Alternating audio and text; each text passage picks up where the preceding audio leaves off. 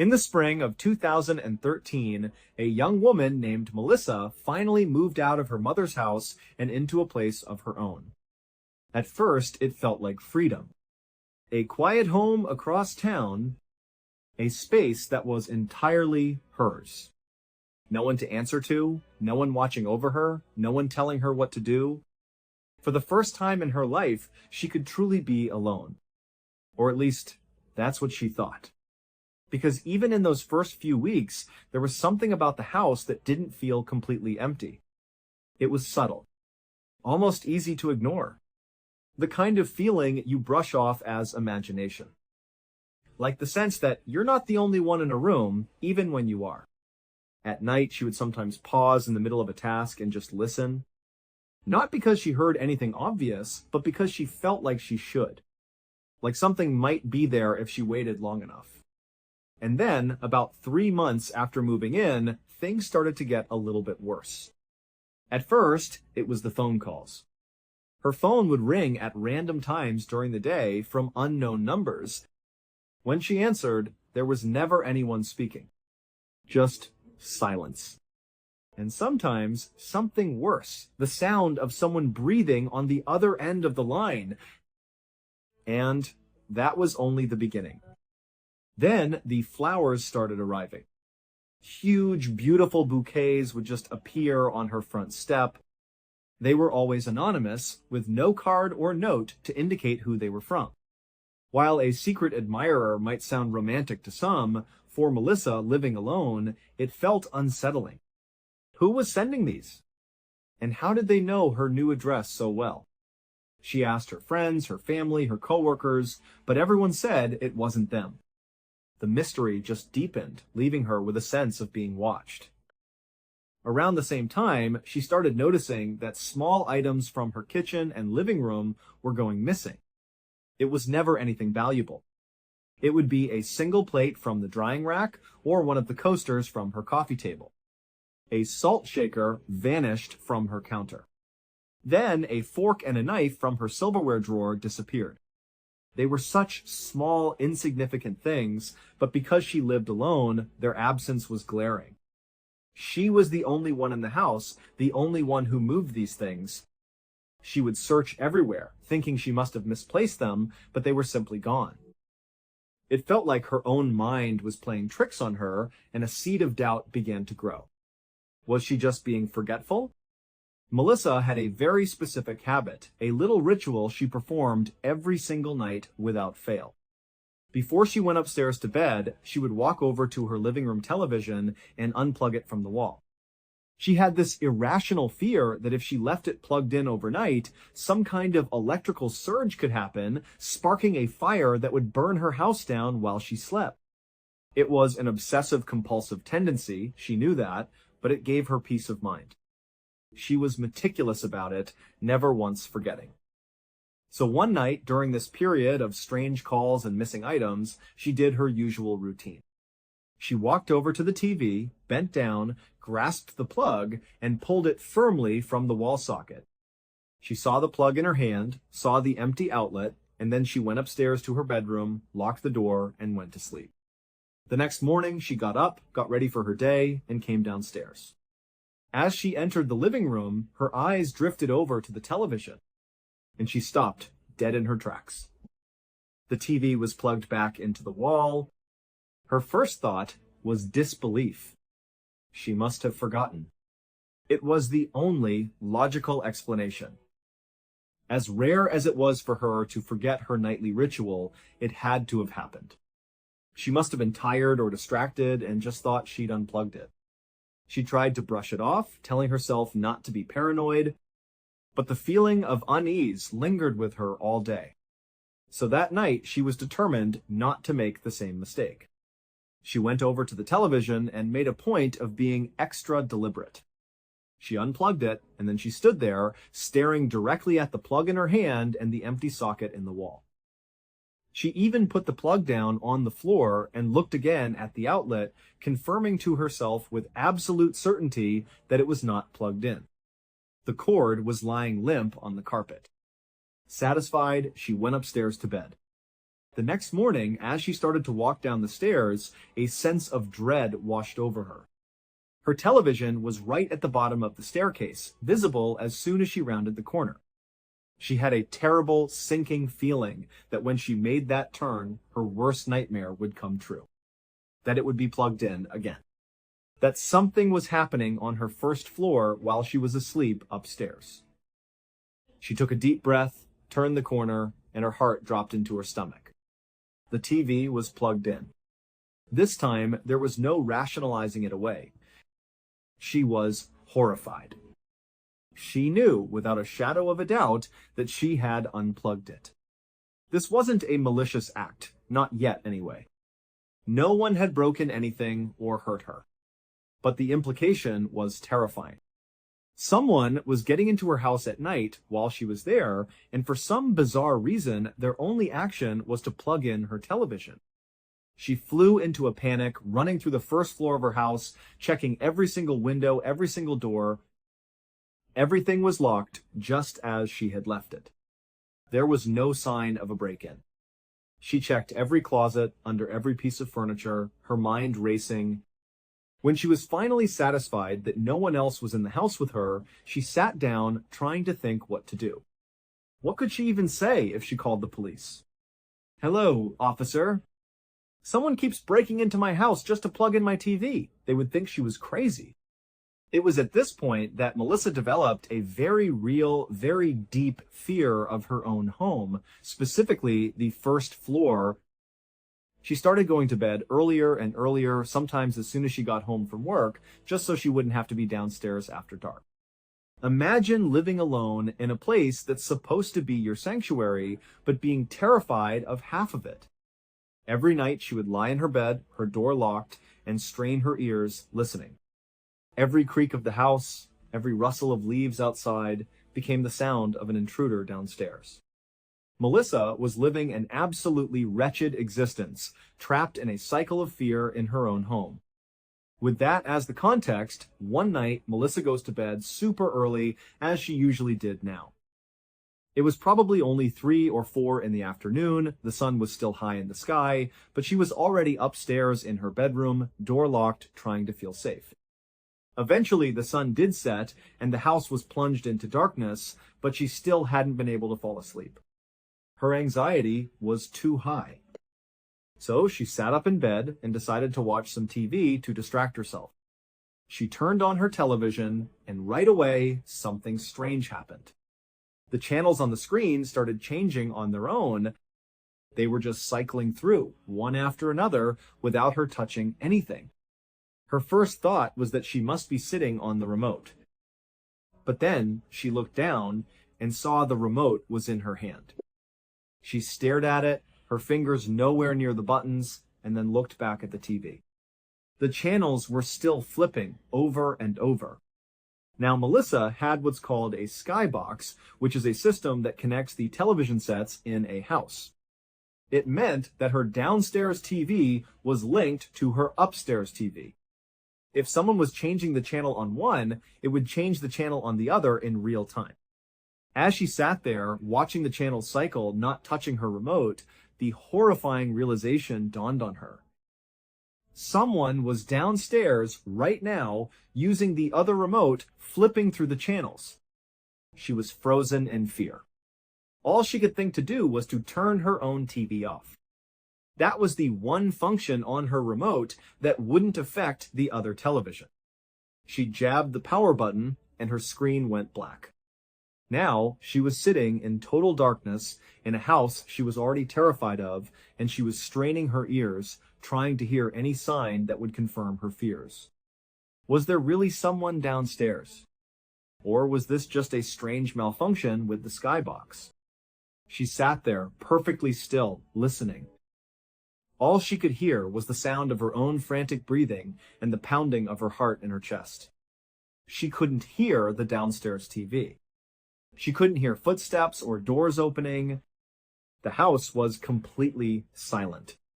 After what felt like an eternity of sitting there in the dark, she grabbed a pillow from her bed, clutched it to her chest, and buried her face in it.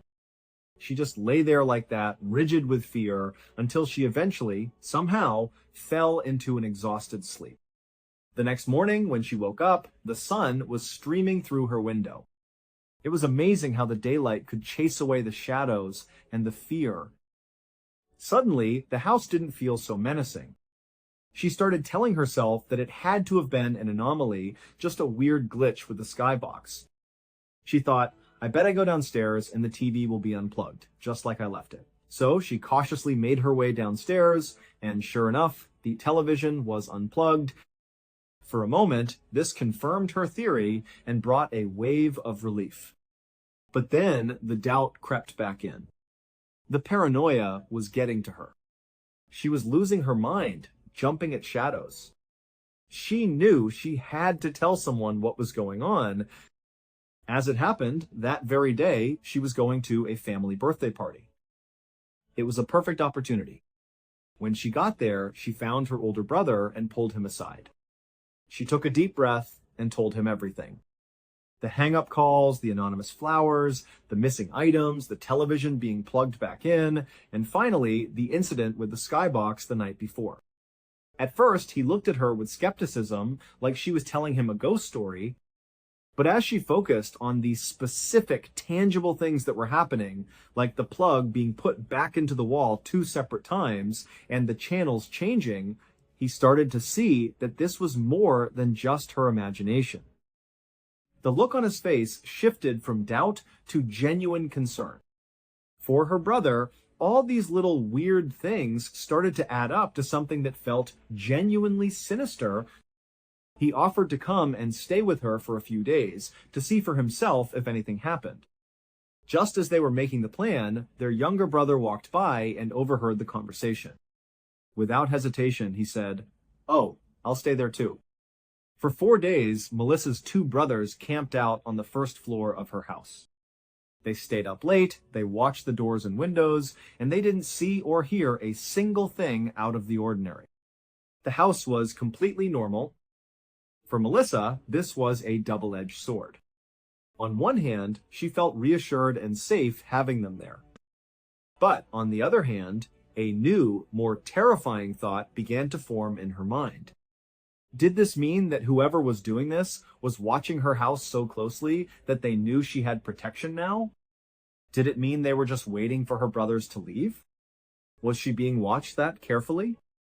When the 4th day came and her brothers were getting ready to pack up and go home, she was practically begging them to stay.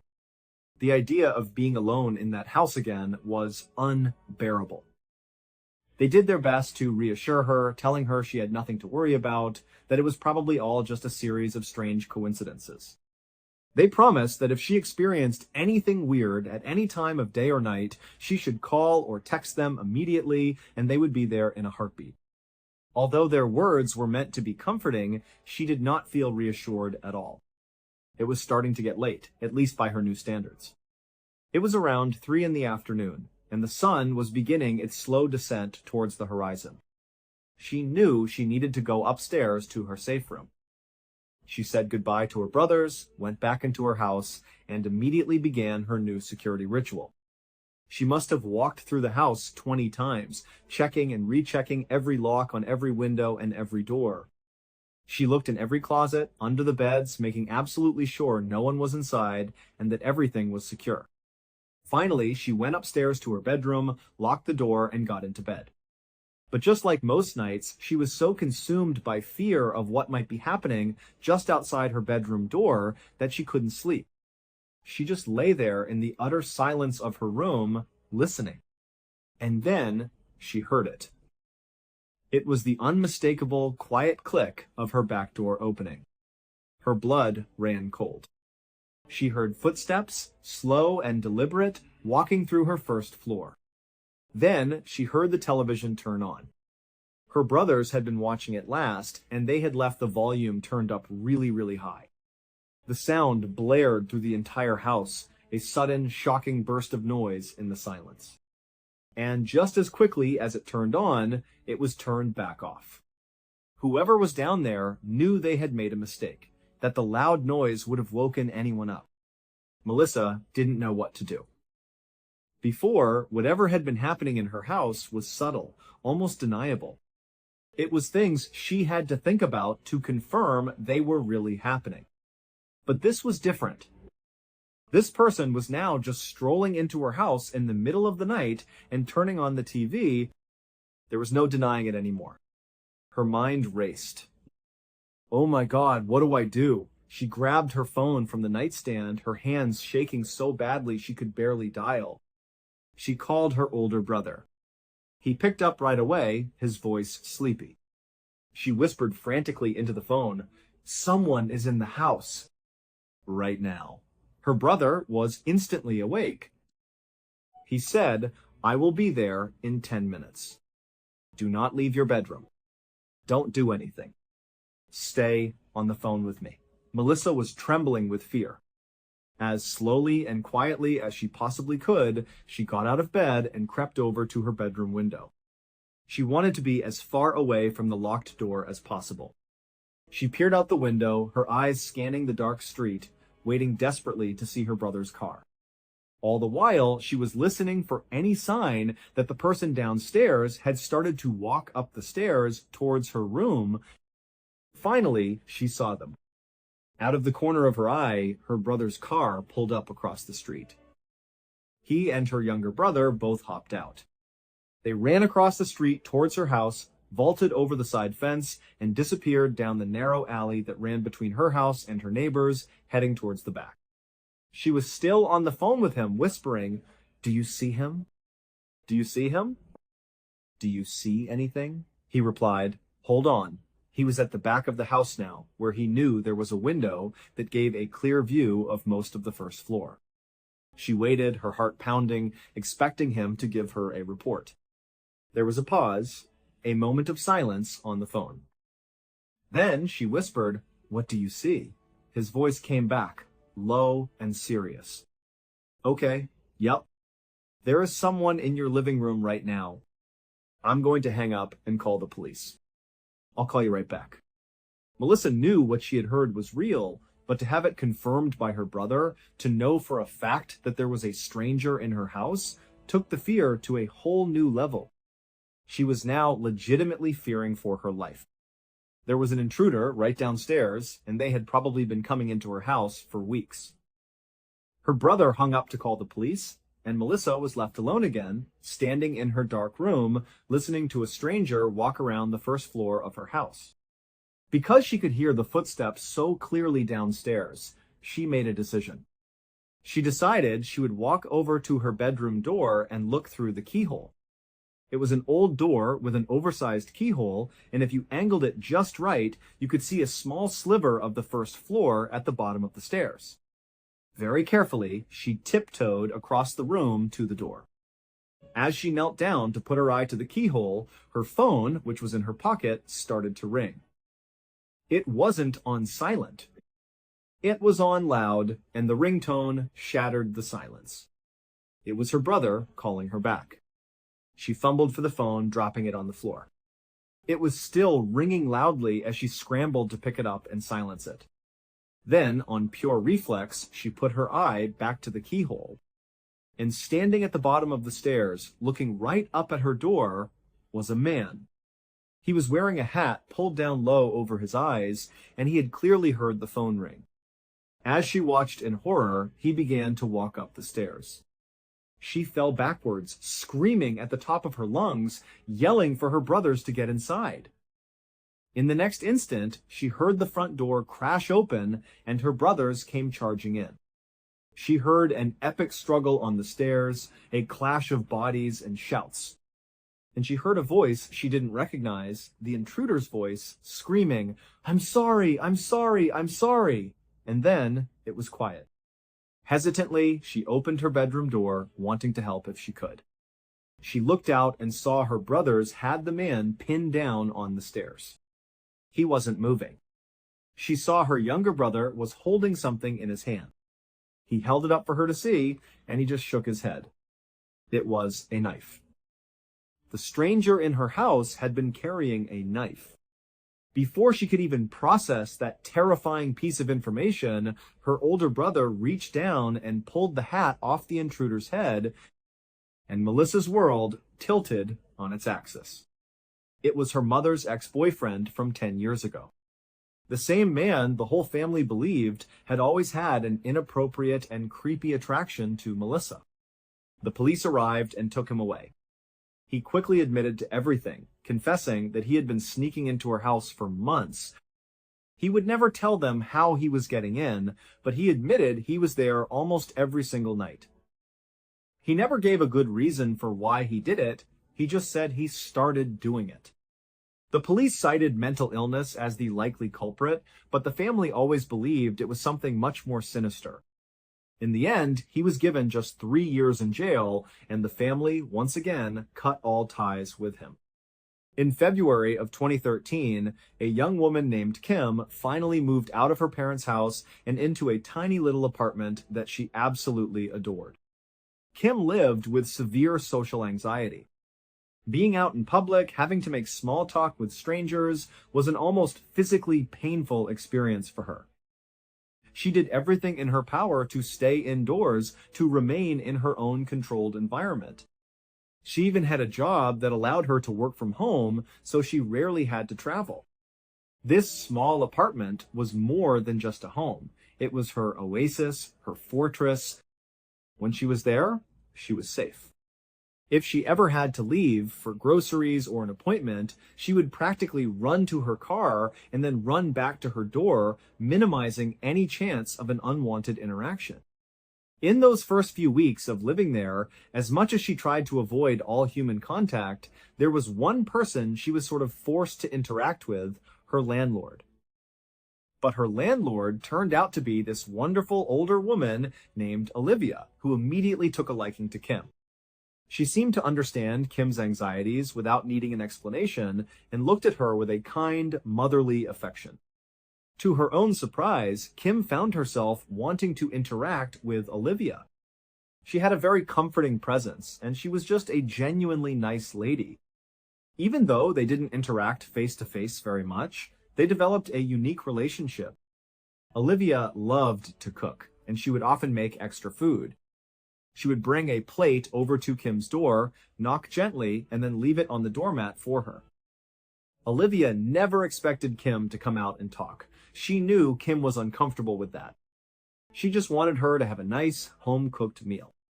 The arrangement was simple. Whenever Kim was finished eating, she would put the empty plate and utensils back outside her door, and Olivia would come by later to pick them up and wash them.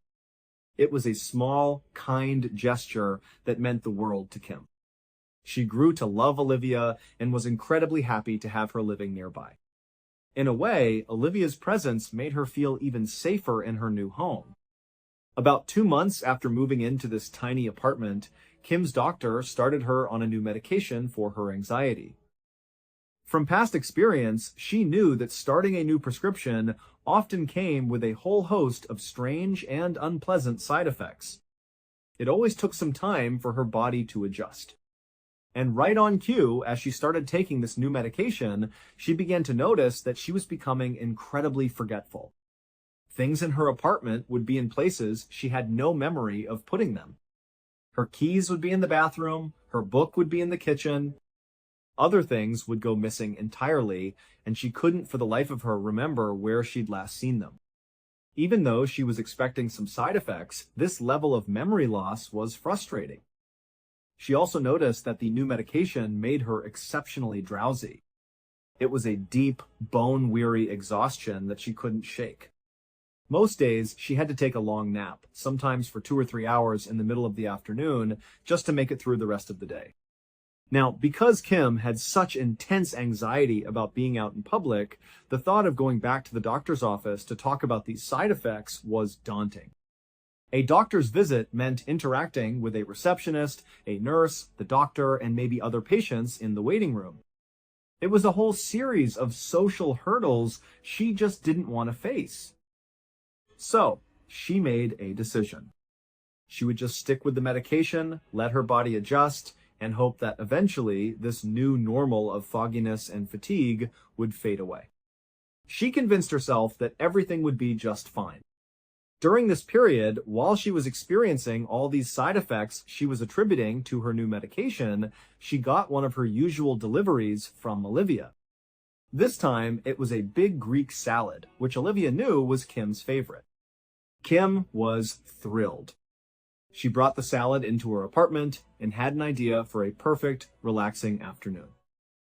She decided she would take the salad into her bedroom, turn on Netflix, and eat it in bed. It was going to be an awesome, lazy day. So she got comfortable in bed, started eating her salad, and put on an episode of Portlandia. The next thing she knew, she was waking up. She had fallen asleep right in the middle of eating. One moment she was watching the show, fork halfway to her mouth, and the next she was out cold. When she woke up, she felt groggy and disoriented. She thought to herself, wow, I've never fallen asleep that hard and that fast before. She was literally still holding the fork in her hand. As her eyes adjusted, she noticed something odd. On the other side of the bed, the left side, the sheets and the comforter were all disturbed, as if someone had been lying there. This was strange because Kim always slept on the right side of the bed.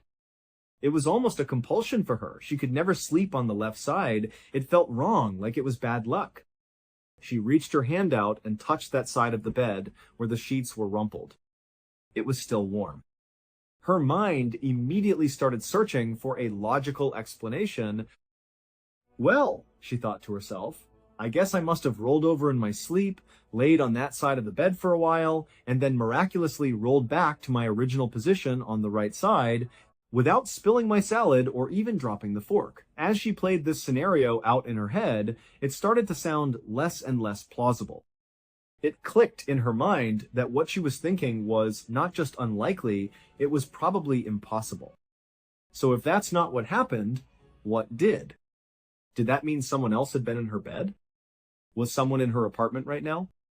In a surge of adrenaline, she leaped out of bed. She grabbed her phone and typed in 911, her thumb hovering over the dial button, ready to call. She ran through her small apartment, flipping on every single light, her heart hammering against her ribs. She checked the living room, the kitchen, the bathroom, the closets. There was no one there. The front door was still locked from the inside. Everything looked normal. She slowly put her phone away, but her heart was still racing. She was incredibly stressed out by what had just happened because in the back of her mind, she knew she didn't roll over. That didn't happen. This is the moment when Kim began to wonder if all the strange happenings in her apartment were connected to what she had just experienced. This incident, the warm spot in her bed, did not feel like a side effect of her medication. All of a sudden, she started looking at all the other weird things, the missing toothbrush, the misplaced shoes, the items being moved around in a new light. She realized that maybe she had been blind to something else that was happening, that maybe the medication was just a convenient excuse she had been using. A terrifying thought began to take hold. Maybe someone was breaking into her apartment. For the next couple of days, Kim watched her apartment like a hawk. She looked for any indication, any tiny sign that somebody was getting in. But there was nothing. She always locked the door. She always kept the windows shut and locked. She couldn't find any logical point of entry. The only thing that stood out to her was something she had previously dismissed. When she woke up in the mornings, she noticed her bedroom had a very distinctive smell to it. It wasn't her smell, and it wasn't a familiar household smell. It was like another person's smell, a musky, unfamiliar scent. It really freaked her out. She decided it was time to tell her parents. So she called them, and as she was describing out loud what had been going on in her apartment, it was the first time she was hearing the words herself. And hearing it all laid out like that, it sounded so much more creepy, so much more scary than it did when it was all just swirling around in her own head. As she was telling them the story, she became more and more scared to go back to her own apartment. Her dad picked up on the fear in her voice and said, "Hey, I'll go back with you. We'll look around the apartment together and make sure it's safe and secure. And on the way out, we'll check in with your landlady, Olivia, and let her know what's been going on. Everything's going to be fine." They drove back to her apartment, and when they walked inside, everything looked completely normal. They did a quick walkthrough of each room, and nothing seemed out of place. But before her dad left, he said, "Let me just do a closer inspection of the whole place. Let me look everywhere, just to make sure there's not some special way to get in here. It'll give you some peace of mind." So he went into her bedroom and started looking around. He lifted up the mattress and looked underneath the bed frame. Then he opened up her closet. It was a big closet packed with clothes. It wasn't quite a walk-in, but it was big enough that a person could easily stand inside. Her father reached in and started parting the clothes, using the flashlight on his phone to look at the back wall. He pushed on the wall, tapped on it, checking to see if there was any kind of hidden compartment or loose panel. There was nothing. But just before he was about to walk out, he noticed something in the bottom right corner of the inner wall. It was a little blurb of writing in a spot that you could only see if you were standing deep inside the closet, specifically looking for strange things on the walls. He knelt down to get a closer look. It was a small, tiny blurb of text that said, "Come back here so I can look at you." The positioning of the writing was chilling. The only way someone could have written it was if they were lying down in that tiny little corner facing out towards the closet door. And that's when her father looked down at the closet door itself and noticed that one of the horizontal slats was missing, creating a small rectangular peephole. In theory, if you were the person who wrote that message, you would be lying in that exact spot, and your eyes would be looking directly through that missing slat right at her bed. Her father put it all together in that one horrifying moment. He stood up, walked out of the closet to his daughter, and said calmly, "Come over here." He showed her what he had found inside her closet. He pointed to the writing and asked, "Did you write that?" She looked at it, her face pale, and whispered, "No." He looked at her and said, "All right, it's time to leave." They walked outside, went straight to his truck, and he called the police. He told them that someone had been breaking into his daughter's apartment. When the police showed up, they were able to get access to CCTV footage from a nearby building. And on that footage, they captured a grown man regularly going into Kim's apartment in the middle of the night. He wasn't breaking a window or picking a lock. He clearly had a key. It would turn out to be Olivia's grown adult son, a man named Henry, who lived with her. Kim had never even met him, never even knew he existed. Apparently, as soon as Henry saw Kim for the first time, he developed an instant and intense obsession with her. He had created this completely fake, delusional relationship in his mind where he truly believed that he and Kim were a couple, even though Kim didn't even know his name. During the police questioning, Henry explained his entire routine. He said he had gotten sleeping pills and he would grind them up into a fine powder.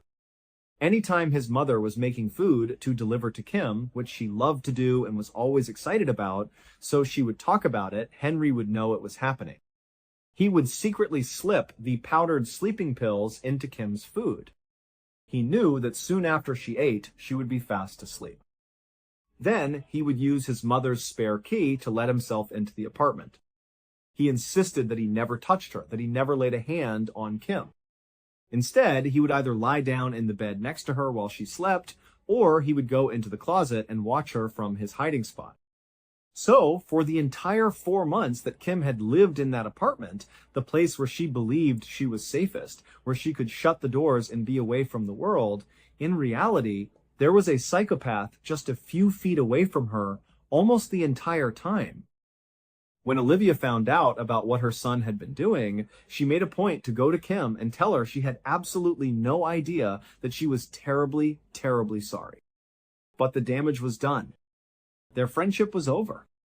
On the 17th of October 1941, a 73-year-old man named Philip Peters was supposed to join his friends for a dinner party.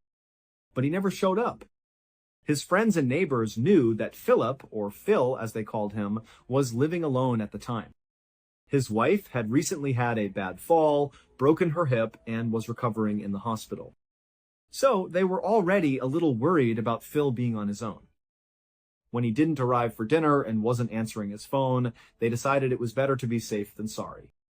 They called the police and asked them to go over to his house and perform a welfare check. When the police arrived at Phil's house, they walked up to the front door and knocked. There was no answer. They tried the door handle, but it was locked. They walked around the house and tried the back door. That was locked too. They peered into the windows, but the house was completely dark inside. Eventually, they had to get another neighbor, who they knew had a spare key, to come over and let them in. When they stepped inside, the scene that greeted them was horrific. There was blood everywhere. It was on the walls, on the floor, and even spattered on the ceiling. And there, in the middle of the kitchen floor, was Phil Peters, lying face down. He had been brutally bludgeoned to death. The police officers immediately drew their weapons, thinking the attacker could still be somewhere in the house. They methodically cleared the entire home, room by room, but there was no one there. A whole team of detectives soon converged on the house and began their investigation. And they realized pretty quickly just how strange the crime scene was. Nothing in the house had been vandalized. Nothing appeared to be stolen. Phil himself was a very modest man, a retired auditor who lived a quiet life. He certainly didn't seem to have any enemies, so a revenge motive didn't make much sense. But the most puzzling part was what the first officers had discovered. Before they found his body, they had found the house to be completely shut and locked tight, with absolutely no sign of forced entry. This meant that whoever was in the house with Phil at the time of his death must have been someone he knew, someone he trusted enough to let inside. Or it was someone who had a key of their own. This made investigators wonder what could possibly motivate someone in Phil's inner circle to commit such a heinous and violent crime, especially when all the obvious motives, like theft or revenge, had seemingly been ruled out. To make matters worse, there was virtually no physical evidence left behind that could point to a suspect. The only piece of evidence they found was the murder weapon, a heavy piece of metal called a stove shaker, which was used to clear out ashes from old stoves. But the person who had used it to kill Phil had taken the time to meticulously wipe it clean. There were no fingerprints, no anything. For months, detectives agonized over this case. They interviewed everyone Phil knew, they chased down every possible lead, but they got absolutely nowhere. The case went cold. 9 months later, Phil's widow, who was now out of the hospital, hired a housekeeper to help her around the house. The housekeeper later told police that as soon as she moved in, she started hearing strange tapping sounds all through the house, but she didn't think much of it. She figured it was just the sounds of an old house settling. Then one day, the day she called the police, she was alone in the Peters residence. She heard the tapping sound again, and this time it seemed to be coming from the kitchen. She thought to herself that it must be a woodpecker just outside the kitchen window. As she looked towards the kitchen, she saw the door on the other side of the room, a door that opened up to a flight of stairs leading to the second floor. And she said that door was slowly, silently creaking open. Out from behind the door came a pale white hand. It reached around the side of the door frame and began to pull the door open even further. The housekeeper screamed. The hand immediately retracted back into the space behind the door. She then heard the sound of someone storming up the stairs and running around on the floor above her before everything went silent again. She didn't hesitate. She ran out of the house as fast as she could and went to a neighbor's house to call the police. The police immediately responded, arriving at the house with their guns drawn. They went inside, thinking that perhaps the murderer had returned to the scene of the crime. They searched the entire house from top to bottom, but once again, there was nothing. There wasn't even a sign of a break-in. So the police went back to the housekeeper and to Mrs. Peters, and they explained that while they couldn't find anyone, given the history of the house, they didn't think it was safe for either of them to be there. The housekeeper refused to go back, and Mrs. Peters was moved back to the hospital where she could be properly looked after. At this point, the police decided they were going to permanently stake out the house. They assigned 2 detectives to watch it around the clock. So the 2 detectives went and parked their car where they had a good view of the property. For a couple of days, they sat there, watching and waiting. They didn't see anything, and they didn't hear anything. Finally, they decided to just go inside and have another look around for themselves. They both walked into the quiet, empty house. They went upstairs, looked around the bedrooms and the bathroom, but still saw nothing out of the ordinary. They went back downstairs and were standing on the first floor, getting ready to leave, when they both heard it. It was the distinct, quiet sound of a doorknob turning somewhere upstairs. They looked at each other, confirming they had both heard the same thing. They drew their weapons and went back up the stairs, searching the different rooms more carefully this time. One of the detectives went into the master bedroom and opened up a closet. He pushed past the old clothes hanging there, and in the bottom left-hand corner of the closet, he saw a foot. It darted back into a tiny, dark space in the very back corner. Without any hesitation, the detective lunged headfirst into the closet and grabbed onto the foot of this mystery person who was crawling into a tiny hidden panel in the back of the closet. He held on tight as the person on the other end fought with all their might to get away. The detective started pulling them out, yelling for his partner to come and help. His partner came charging in, and together they both grabbed onto this person and yanked them out of the closet and into the light. They would later describe him as the strangest looking person they had ever seen. He was super tall, but rail thin, and his skin was so covered in dirt and grime that it appeared to be gray. His name was Theodore Coneys, and he had been secretly living inside the walls of that house for over a year. Before he moved in, Coneys had fallen on hard times. He was homeless, sleeping in alleyways. As it started to get colder in September of 1941, he decided he would approach his longtime acquaintance, Phil Peters, and ask him for some money and maybe for a place to crash for a couple of days. But as it happened, when he got to Phil's house, Phil wasn't there. He was at the hospital visiting his wife. The house was vacant. Coneys saw an opportunity, and he broke in. At first, his plan was just to steal some food, get warmed up for a bit, and then leave.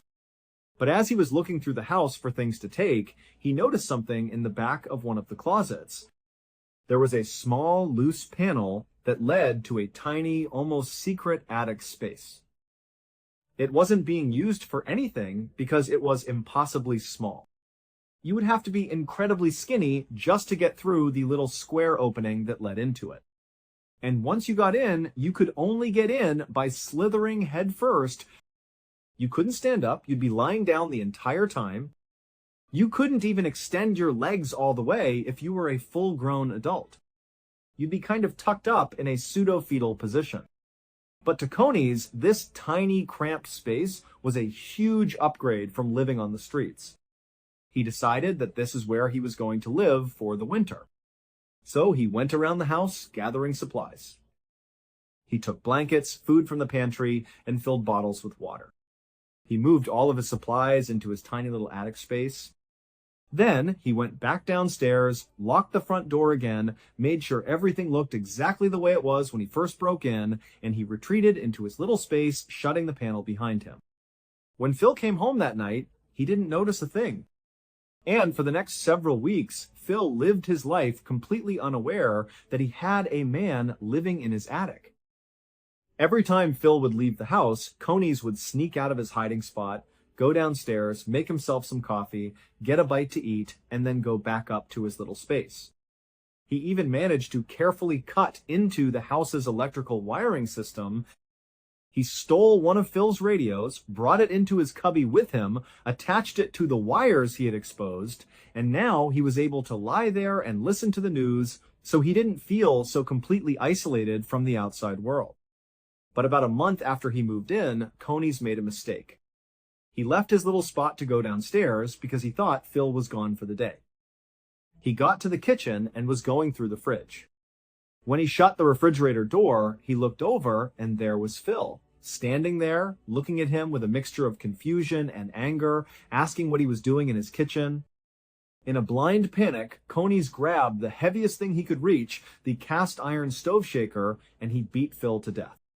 Not knowing what else to do, he wiped off the murder weapon and left it where it was. He went back to the fridge, got more food and drink, and then he went right back up to the tiny attic where he lived. For the next 9 months, he would follow the police investigation of Phil Peters' murder on his stolen radio, curled up inside his hiding spot in Phil Peters' house.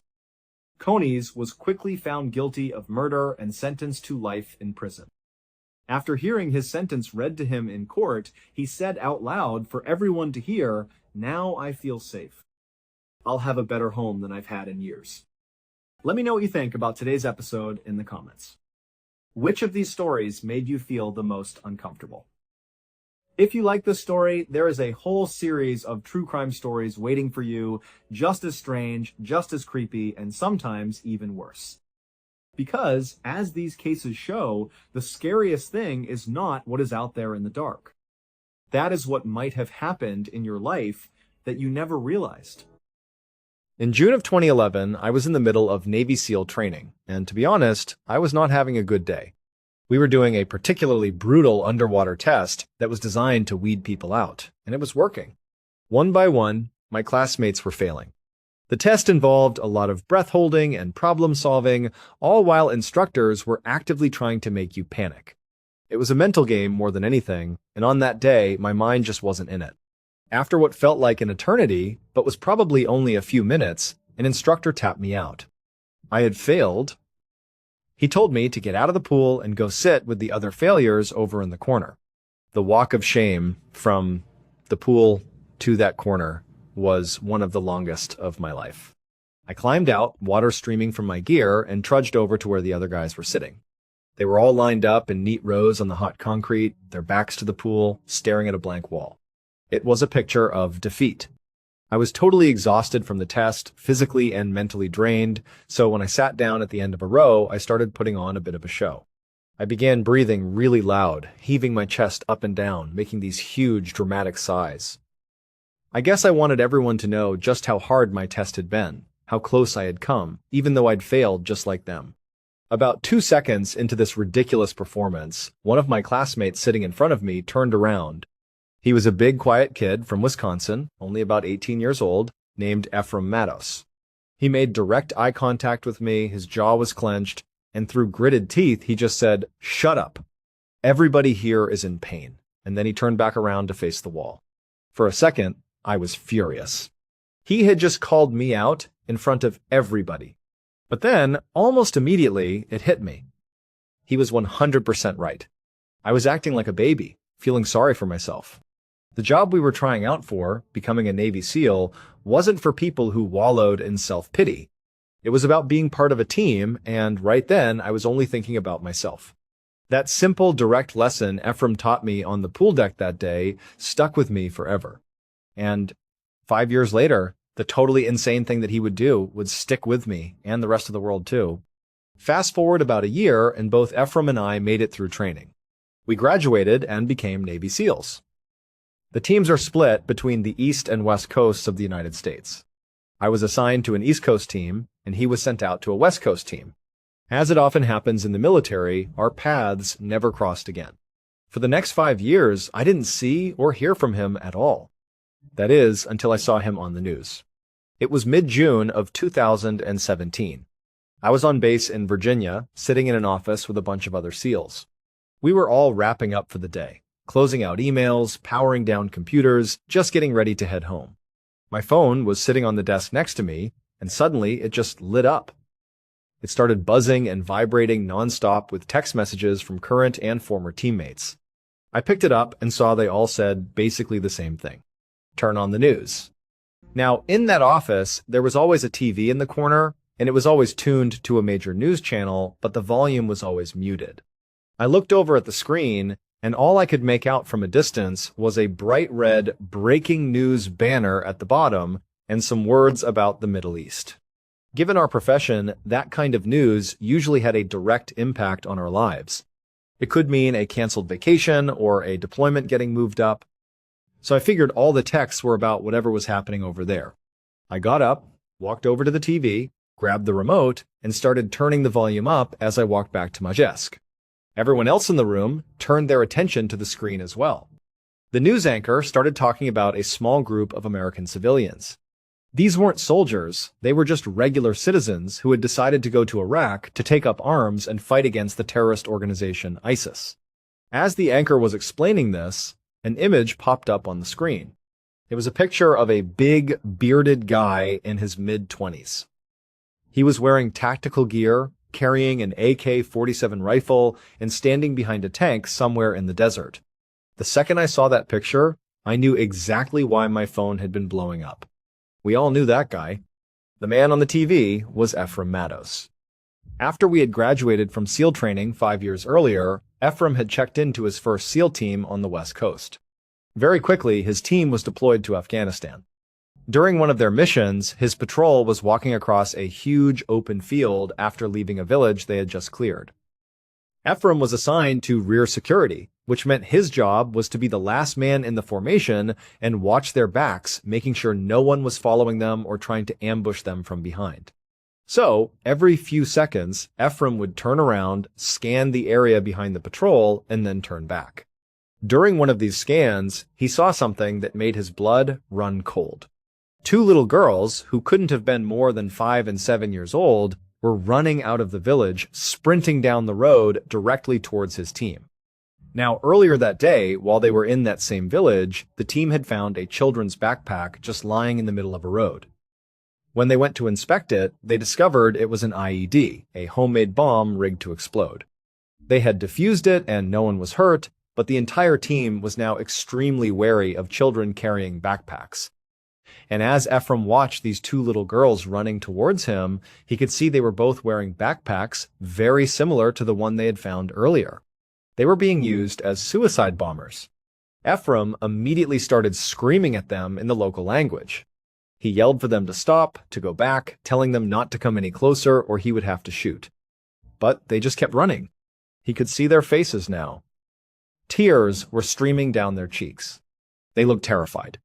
They were just innocent kids who had been forced into this by the Taliban. But Ephraim's job was to protect his team, and that meant he had to treat them as a threat. When they wouldn't stop, he had no choice. He raised his rifle, flipped the safety selector from safe to fire, and put his optic right on the center of the older girl's chest. He began to apply slow, steady pressure to the trigger. But right at the last second, just as he was about to fire the shot, the girls just abruptly stopped. It was as if they suddenly understood what was about to happen. They turned around and ran back towards the village as fast as they could. Ephraim took his finger off the trigger, flipped the safety back on, and lowered his rifle. He let out a huge sigh of relief.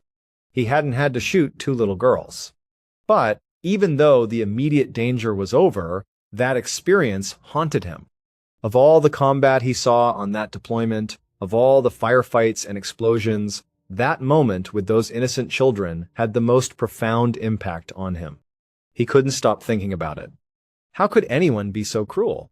How could any human being force a child to become a walking bomb?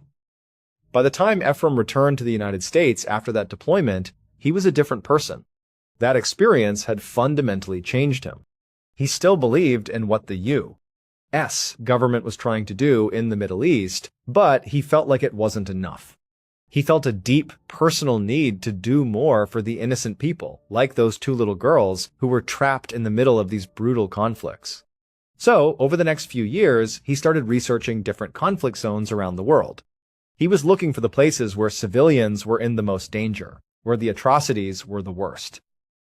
And he found one place that stood out above all others. It was Iraq, where a new and unbelievably violent terrorist organization called ISIS had taken control of huge swaths of the country. So, in early 2017, when Ephraim's contract with the Navy was up, he had a choice to make. He could re-enlist and stay in the SEAL teams, or he could get out and become a civilian. He chose to get out. But he didn't go look for a normal job. Instead, he got on social media and started looking for groups that were helping people in Iraq. He found a foreign volunteer group that was providing humanitarian aid to civilians caught in the crossfire. He sent them a message, explained his background, and asked if he could join them. Of course, they were thrilled. The idea of having a former Navy SEAL on their team was a huge asset. They said yes, immediately. Just a couple of days later, Ephraim sold his house, packed a single bag of clothes into a backpack, grabbed his passport, and got on a plane to northern Iraq. He went completely by himself. Now, it's really important to understand just how incredibly bold and dangerous this move was. When Ephraim was a Navy SEAL on active duty in Afghanistan, he had the full might of the United States military behind him. If his team got pinned down by the enemy, they could call in an airstrike from a jet or a gunship that would obliterate the enemy's position. They could call for a quick reaction force, a team of reinforcements that would come and help them fight their way out. If Ephraim or one of his teammates got hurt, they could call for a medevac helicopter. These were specialized medical teams that would fly into almost any situation under heavy fire to rescue them and provide life-saving care. And if, in the worst-case scenario, Ephraim got captured by the enemy, he could be sure that America was coming for him. The entire military and intelligence community would be mobilized to get him back. But now, Ephraim was going to a war zone as a civilian. He wasn't in the U.S. military anymore. He had none of that support. None of it. If his new team of volunteers got pinned down, they had to fight their way out or die. There were no airstrikes to call. If he or one of his teammates got hurt, they would have to save themselves. There was no medevac helicopter coming for them. And if Ephraim got captured by ISIS as a civilian, nobody was coming for him. In fact, nobody would even officially know he was gone. He would just disappear. He was completely, totally on his own. Ephraim knew all of these risks. He knew them better than almost anyone because he had been in a war zone before and had seen how critical that support structure was. But he just didn't care. He felt a calling. He had to go help these innocent people because he felt like nobody else was. When he landed in Iraq in March of 2017, he was met at the airport by a member of the volunteer group. The guy was a very muscular, tattooed American in his mid-30s who introduced himself as Sky. He told Ephraim he had been a Marine and had deployed to Iraq before, so he knew the area well. The two of them got into a vehicle, and Sky drove them to the group's safe house in the city. There, Ephraim met the leader of the organization. He was a tough-as-nails former Army Special Forces soldier in his mid-50s named Dave. Dave had been doing this kind of work for decades, going to conflict zones all over the world to provide aid. He told Ephraim that of all the places he had ever been, the worst atrocities he had ever seen committed against civilians were happening right there, in Iraq, at the hands of ISIS. A few days later, Ephraim, Sky, Dave, and a few other American volunteers packed up. They loaded into a convoy of armored ambulances and left the city heading west into the countryside. Their destination was the outskirts of a huge city called Mosul, which had been captured by ISIS 3 years earlier and had become their stronghold. The journey was tense. To get to Mosul, they had to pass through a number of military checkpoints. Most of these were run by their allies, the Iraqi army. But they all knew that at any moment they could round a corner and stumble upon a checkpoint run by ISIS. As pale-skinned Americans, they would be instantly identified as the enemy and would be in a fight for their lives. So every time their convoy slowed down for a checkpoint, Ephraim and the others would grip their rifles tightly, their knuckles white, mentally preparing for a sudden, vicious, close-quarters gunfight. But luckily, they made it the entire way to the edge of Mosul without any major incidents. Once there, they linked up with a unit of the Iraqi army that Dave, the group's leader, had built a relationship with. For the first month Ephraim was in the country, his work was what he had expected. He and the other volunteers worked alongside this Iraqi army unit to distribute food, water, and provide basic medical care to the thousands of civilians who were living in refugee camps in and around Mosul. But in the second month, everything changed. The Iraqi government and its allies decided it was finally time to launch the massive military operation to retake the city of Mosul from ISIS. This was a huge undertaking. It involved multiple army units and was expected to take weeks, if not months. The main force of the Iraqi army was tasked with pushing directly into the city limits, fighting block by block to reclaim territory. Meanwhile, the specific Iraqi army unit that Ephraim and his volunteer group were embedded with was given a different mission. They were an armored unit, and their job was to reclaim these smaller villages surrounding Mosul that ISIS had also occupied. And so, just like that, Ephraim and his team went from being humanitarian aid workers to having a direct, frontline combat role. In his very first combat experience as a civilian, Ephraim found himself running across an active minefield towards an ISIS-occupied village. He said he nearly got blown up at least twice. After making it across the field, he and the other volunteers began going from house to house, clearing them of any ISIS fighters. He actually has this part on camera. In one house, he and Dave entered a small structure and saw a couple of guns on the ground, but no fighters. They looked around and noticed a loose piece of plywood on the floor. When they moved it aside, it revealed a dark hole leading down into the ground. It was an entrance to a huge underground tunnel system that ISIS used to move around undetected and to escape from gunfights just like this one. Without hesitating, Ephraim and Dave just dropped right down into the tunnel. They didn't have night vision goggles. They didn't have any backup. It was just the two of them in a pitch-black tunnel under enemy territory. They started moving down the dark corridor, periodically throwing grenades ahead of them just in case any fighters were waiting in ambush. After moving for a while, they reached a large, high-ceilinged cavern that seemed to be a dead end. They were looking around, thinking maybe no one had come down there after all. But before they turned to leave, they shined their flashlights up towards the ceiling. And there, high up on the wall, they saw another entrance to another tunnel. It was dug into the rock, far too high to reach without a ladder. Ephraim and Dave looked at each other. They figured the ISIS fighters had run down here, used a ladder to climb up into that second tunnel, and then pulled the ladder up after them so no one could follow. There was nothing more they could do down there, so they climbed out of the tunnel system and went back outside. They told the Iraqi army commander what they had found. A few minutes later, the Iraqis brought in a bulldozer and completely filled in the tunnel entrance inside the house, sealing it shut. Later that night, after the village was fully secured, they started hearing muffled explosions coming from underground near where that house was. It turned out to be the ISIS fighters they had been chasing. They had realized they were trapped and had been buried alive, so they detonated their suicide vests. For the next month, Ephraim and the Iraqi unit he was with continued to get into small skirmishes with ISIS in the villages outside Mosul. But most of their time was still spent providing medical care and humanitarian aid to the civilians they encountered. Then, in May, their mission changed again. The other Iraqi army units that had been pushing into the city of Mosul itself had made good progress, but they had hit a wall. The last remaining ISIS fighters had been pushed into a northern section of the city. There, they had bunkered down inside heavily fortified, bombed-out concrete buildings. And they were putting up an unbelievably fierce fight. The Iraqi units in the city were taking heavy casualties and couldn't advance any further. They needed armored vehicles and tanks to break the stalemate. And it just so happened that the army unit Ephraim and his volunteer group were with was an armored unit. They were the ones with the tanks. So they got the order. They were to move into the heart of Mosul and help liberate the city once and for all. On May 4th, Ephraim and the other volunteers loaded into their armored vehicles and joined a massive column of dozens and dozens of tanks and other armored vehicles. They were staged on the western side of Mosul, with just an open field between them and the city. The moment that massive convoy started rolling forward, the city just erupted. Heavy machine gun fire, rocket-propelled grenades, and mortars started raining down on them. It was absolute chaos.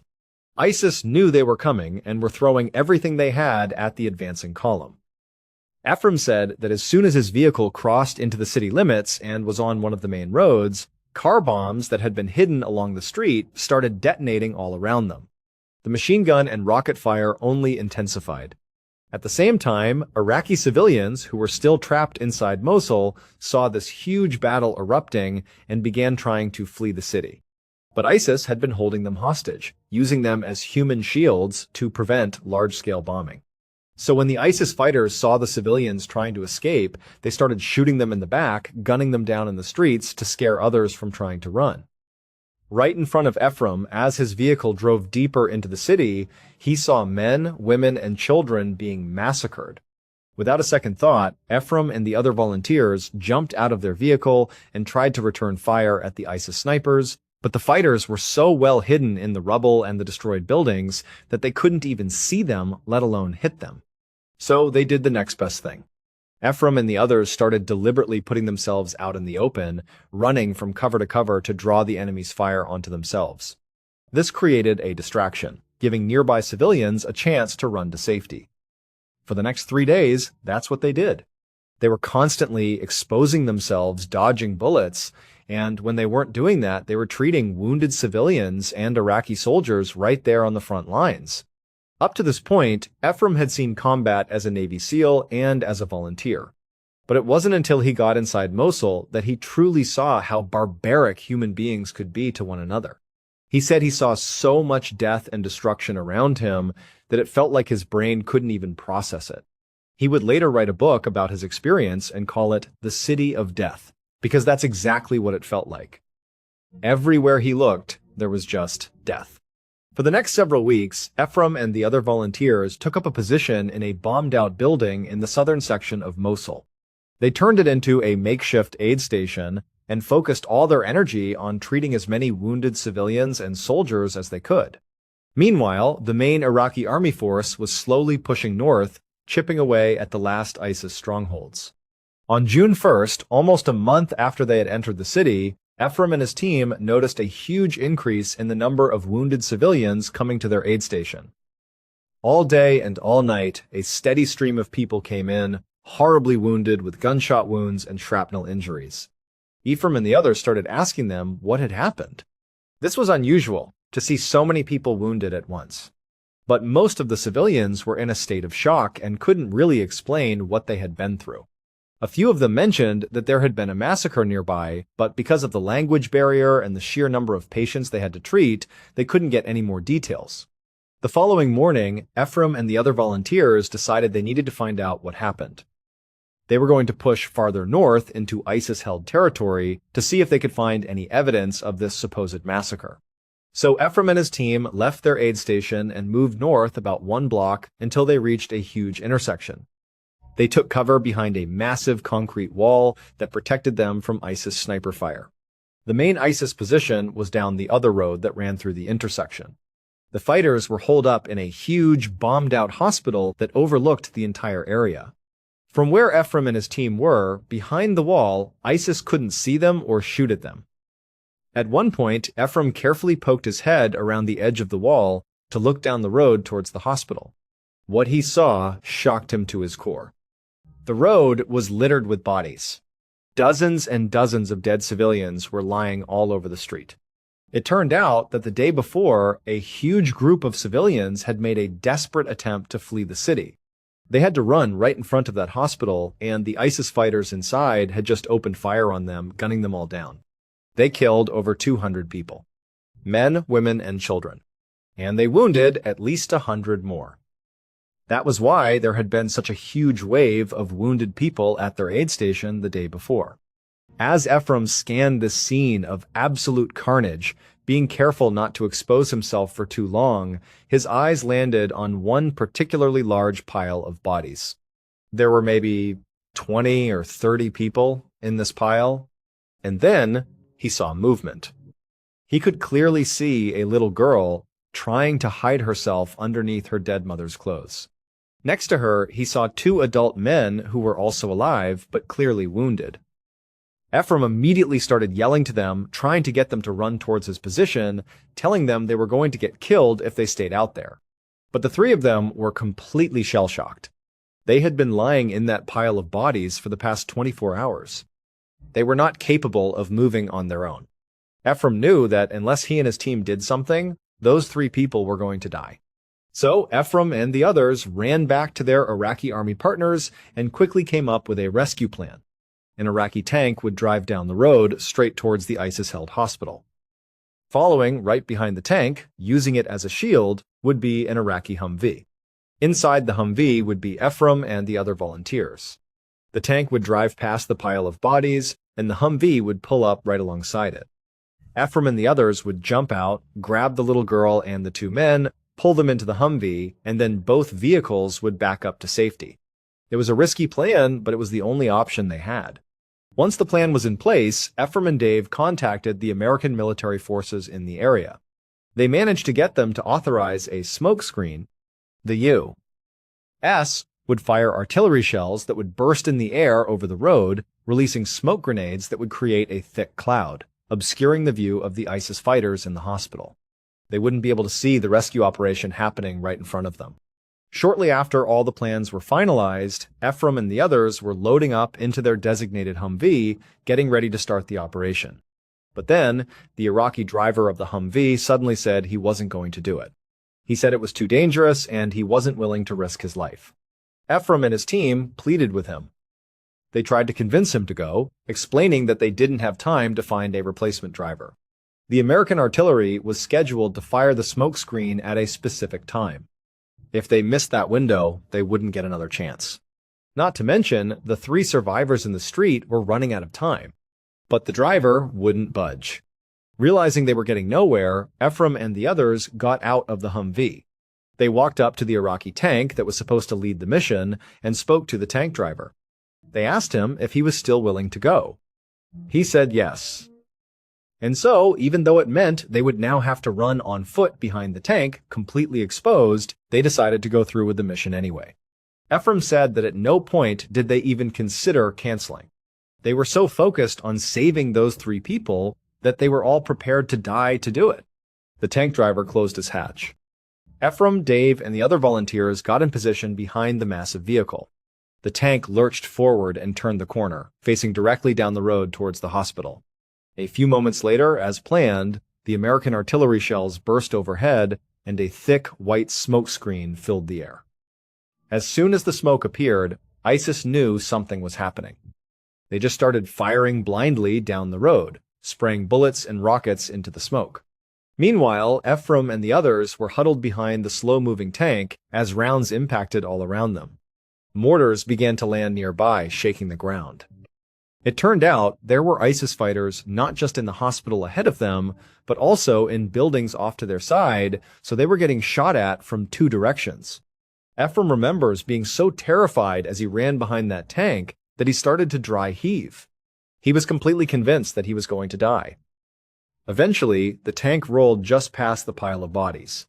At that moment, Ephraim stepped out from behind the tank and started firing his rifle towards the hospital and the other buildings, providing cover fire. While he was shooting, Dave and another volunteer ran over to the pile, pulled the little girl and the 2 men out, and dragged them behind the tank. The girl and one of the men were mostly okay physically, but the other man was badly wounded and couldn't walk.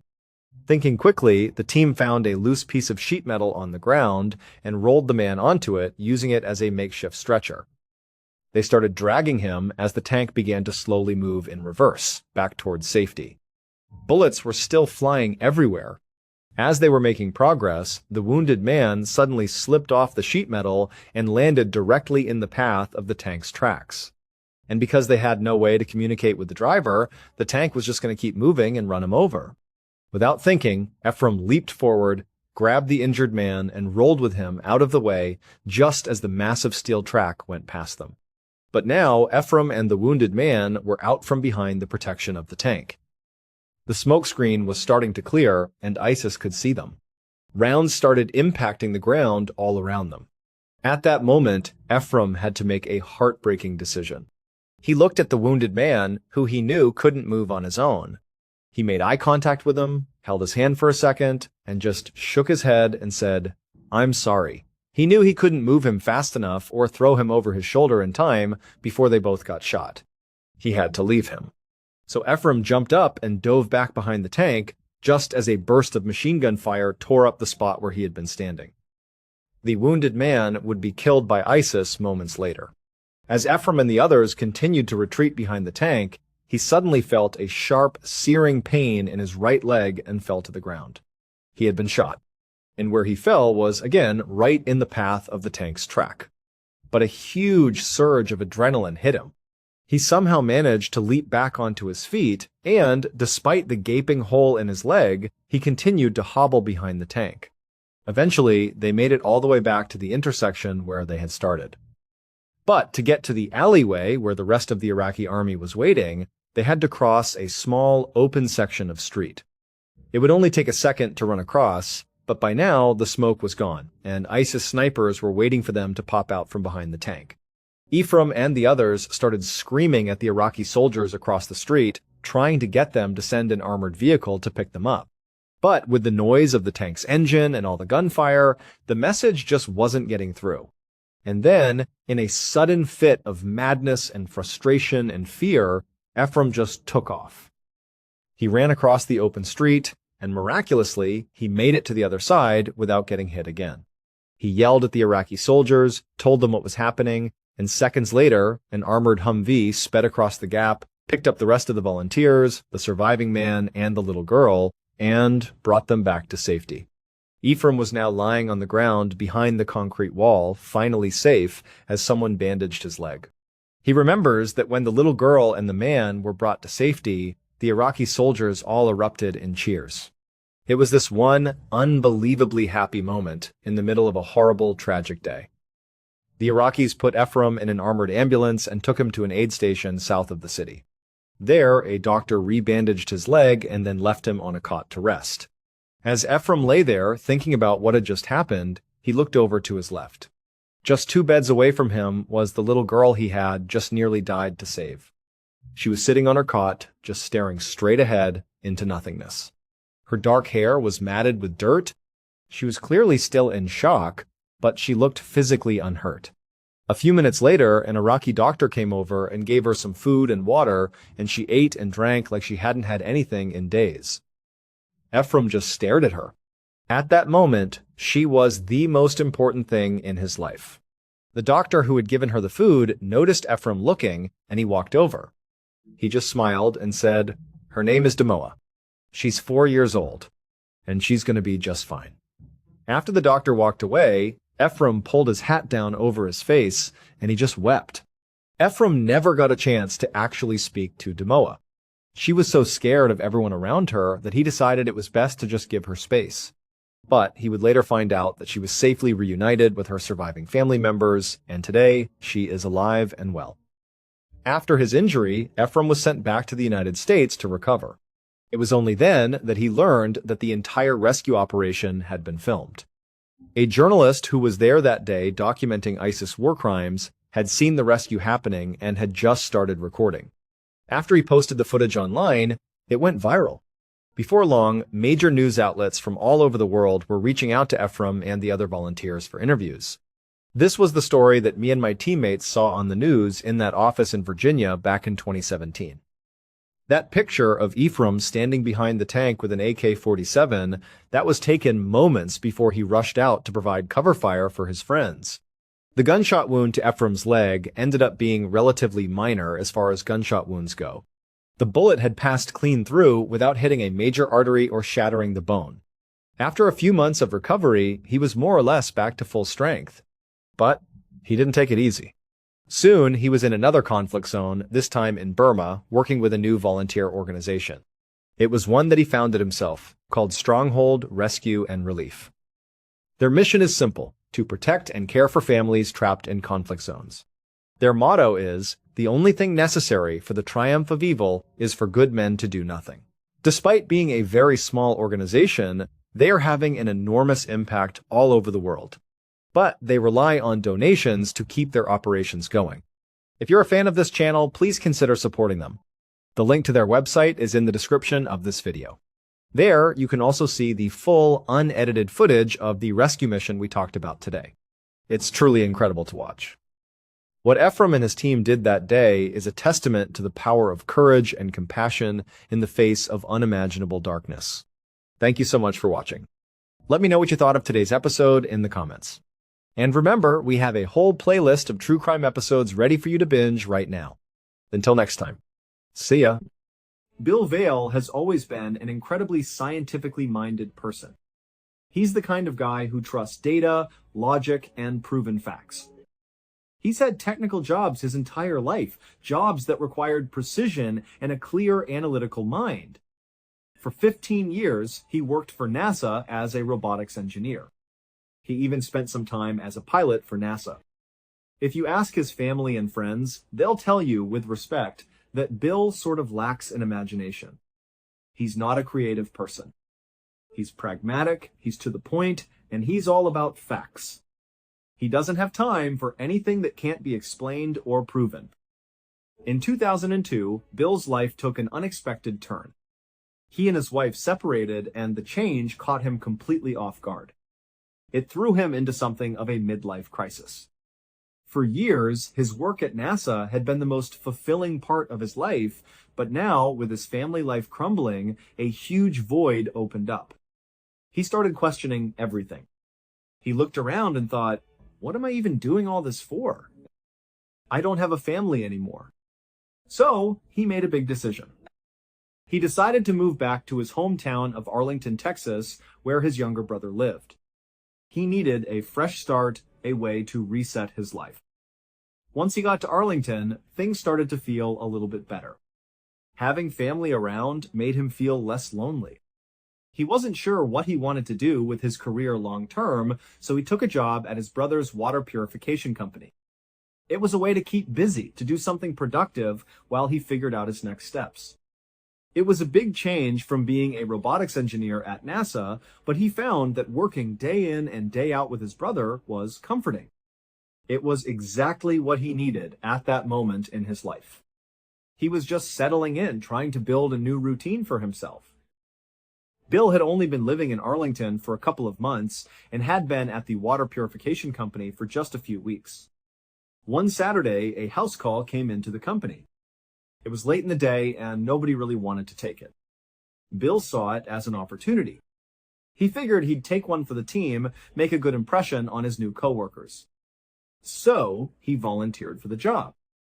Part of his role was to go to customers' homes and demonstrate how to install and use their new water purification system. It was a straightforward task, something he could do easily. But this particular house call started off a little strange. The dispatcher at the company pulled him aside. She told him, hey, listen, this is a bit weird, but the person who called was very specific. They were adamant that you have to be there at exactly 5 o'clock. Not a minute earlier, not a minute later. It was only about 3 in the afternoon at that point. Bill asked her what he was supposed to do for the next 2 hours. She just shrugged and said, I don't know. Go grab a bite to eat or something. Just make sure you are there right at 5. So that's what he did. He thought it was an odd request, but a customer is a customer. He drove around for a while, killed some time, and then parked his car down the street from the address. He watched the clock. A couple of minutes before 5, he got out of his car and started walking over to the property. It was a big brick house. As he walked up the path, right around 4:59 p.m., he started to hear something. He could hear screaming coming from inside the house. As he got closer to the front door, he could tell it was slightly ajar, not fully latched. The sound was a woman's voice, and it sounded like she was screaming, "Get out of here!" Bill didn't really know what to make of it. He had a job to do. So, he walked up to the steps, and even though the door was already open, he knocked. Now, standing right there, he could clearly hear through the crack in the door that someone inside was screaming over and over again. He hesitated for a moment. He listened. Finally, he decided he should probably just open the door and make sure everything was okay. The screaming was alarming, and the door was open. It seemed like the right thing to do. He pushed the door open and took one step inside. He peered around a corner and could see a little way down the hall. Off to the right, there was an opening to a room. And in that room, he saw an unbelievable scene. There were 3 men on their knees, arranged in a small circle. A woman was walking around them, also in a circle. She was holding a book in her hand, and she was speaking in tongues. It was just nonsensical language, nothing he could understand. But every so often, as she circled the men and touched each of their heads, she would scream, "Get out of here! Leave these people! Get out of here!" Bill was about to turn around and leave. This was way too weird for him. He wanted no part of whatever this was. But just before he could back out the door, the woman who was circling the men looked up. She looked directly at him. She pointed a finger straight at him and didn't break eye contact. She just held her finger out, aimed right at his chest. And in that moment, Bill felt this very strange, very strong sense that this woman wanted to harm him. It was a purely instinctual feeling, but it was overwhelming. He didn't wait for a second thought. He just turned and ran out the door. He got back to his car and immediately called the dispatcher. He told her, "Okay, I just went on the most insane house call of my life. The lady in there is crazy. I am not doing it. Don't you dare reschedule it. And if you do, do not put me on it, because I will not go back in there." Bill, being the straightforward guy he was, tried not to let his imagination get the better of him. He told himself those people were just crazy, and it wasn't his business. It wasn't his problem. So, he tried to forget about it. He drove home, turned on the TV, got a microwave dinner out of the freezer, and just sat there eating his food, trying to have a nice, quiet Saturday night to himself. But then, out of the corner of his eye, he saw something in his other room. Now, you have to remember, Bill lived completely alone. He had no pets, but he was sure he saw something small dart across the ground. He couldn't quite tell if it was flying or running, but he saw movement. He just thought, "Oh, great. Now I've got some kind of rodent or maybe a bird in my house. It must have snuck in through the chimney or something." Bill wasn't scared. He was mostly just frustrated. Now he had to deal with getting some animal out of his house. He put his food down, turned on all the lights, because he'd been watching TV in the dark, and started to search. He moved quietly, listening for any sign of it, any scurrying sounds, trying to figure out where the thing went. But he couldn't hear a thing. After searching for over an hour, he just gave up. He thought, maybe I didn't even see it in the first place. Maybe my eyes were just playing tricks on me. Later that night, he was asleep in his bed when he suddenly woke up. He felt what seemed like a small creature running over the foot of his bed right across his feet. It was so distinct that it woke him up instantly. His first instinct was to pull his legs up to his chest, tucking them under the covers, just like anyone would do if some random animal ran across them in the middle of the night. He thought, great. This thing, whatever it is, it's probably a rat.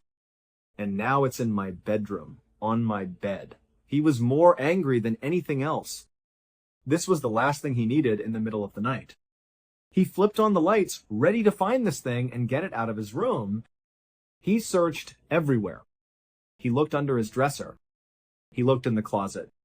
He got down on his hands and knees and looked under the bed. He stopped every few moments to listen, but he couldn't hear any scurrying, nothing at all. He started to question himself again. Did I imagine that too? I mean, I thought I saw something dart across the room earlier when I was watching TV. And just now, could that have just been part of a dream? He wasn't fully awake when it happened. He woke up to the sensation. So he started to convince himself that he was somehow creating this weird thought in his head. He probably didn't see anything downstairs, and he was probably just having a dream about a rodent in his house, and that's what made him think something had touched his feet. So he just told himself, all right, whatever, turned off the lights, and went back to bed. Bill managed to fall back asleep, but it wasn't for long. A short time later, he woke up again when his entire bed started shaking violently. He shot up, wide awake, and as soon as he was conscious, the shaking stopped. His first thought was that there was an earthquake. He jumped out of bed, looking around to see if things were going to start falling off the shelves. He ran to the window and looked outside, but he couldn't tell what was going on. He ran into the other room, and in his slight panic, he could tell that the shaking was completely gone. The house was totally silent. He went back to his bed and had a strange thought. Could I have somehow shaken the bed myself in my sleep? He had one of those huge, heavy four-poster beds. He was a big, strong guy, and he tried to move it himself, but he could barely make it budge. He had this distinct memory of the bed literally shaking back and forth. Now, this was the third strange thing that had happened, and he couldn't make sense of any of it. Being the pragmatic person he was, with no wild imagination to speak of, he decided to find a logical explanation. He thought, okay, let's find out if there was an earthquake. He went to his computer and started searching online for recent earthquake reports. He figured if it had just happened, the news would be breaking right then and there, some headline would pop up. But there was nothing. Not a single report. So he moved on to other possibilities. Okay, he thought, what other rational things could have caused my house to shake? He remembered that there was a military airbase a couple of miles from his house. He considered that maybe a fighter jet was taking off, and the sonic boom from it accelerating could have caused the vibration. He wasn't sure if that was it, but it seemed possible. Then he thought about all the oil rigs drilling in the area. Maybe there had been some kind of accident at one of them. He started researching recent accidents at local oil rigs. He was just desperately trying to find a rational scientific explanation for why his bed was shaking. He also couldn't stop thinking about the thing he thought he saw, the thing that touched his feet. He wasn't connecting the two events directly, but he had this unsettling feeling that either something was seriously wrong with him and he was losing his mind, or something really weird was happening on his property. As he was in the middle of this research, trying to find a logical answer, his internet connection went out. He tried troubleshooting it a few times, but he couldn't get it to work. So he had to call his service provider to see if they could fix it from their end. He got through to customer service, and someone picked up. They confirmed, yep, it looks like your internet is out. Let me fix that for you. I'm just going to put you on a brief hold. So they put him on hold. He was sitting there, listening to that typical staticky elevator music when the sound started to change. A strange, staticky noise came through the receiver. It was nothing significant at first, but then a voice started speaking. It was speaking in tongues, just like the woman at the house call. It was nonsensical language, and it sounded almost threatening. Bill was totally unsettled by this voice. It just went on and on. He'd been on hold for about 2 minutes now, just listening to this bizarre voice. He finally just hung up the phone. Just a few seconds later, his phone rang. It was the same customer service representative he had just been speaking to. The rep had a distinct accent, so Bill knew it was him. Bill asked, "Hey, was I just talking to you?" The customer service rep sounded a little flustered. He said, "Yeah, sorry about that, we got disconnected." Bill then asked, "Did you hear that voice? Did you hear that strange voice on the phone?" The customer service rep, who usually stuck to a script, seemed to deviate for a moment. He said, "Actually, yes, I did hear that." He went on to explain that he was trying to figure out how it was even possible because they used a very secure phone line to talk to customers. He said there was really no way for someone to block his ability to speak to Bill. Even if someone had somehow gotten on the call, Bill should have still been able to hear him. The rep said, "I was trying to yell to you, but you weren't hearing me." "I definitely heard the voice. I don't know what that was, and we're very sorry." So both of them were clearly weirded out by it. But the customer service rep had a job to do. He told Bill, "Hey, your internet is working again.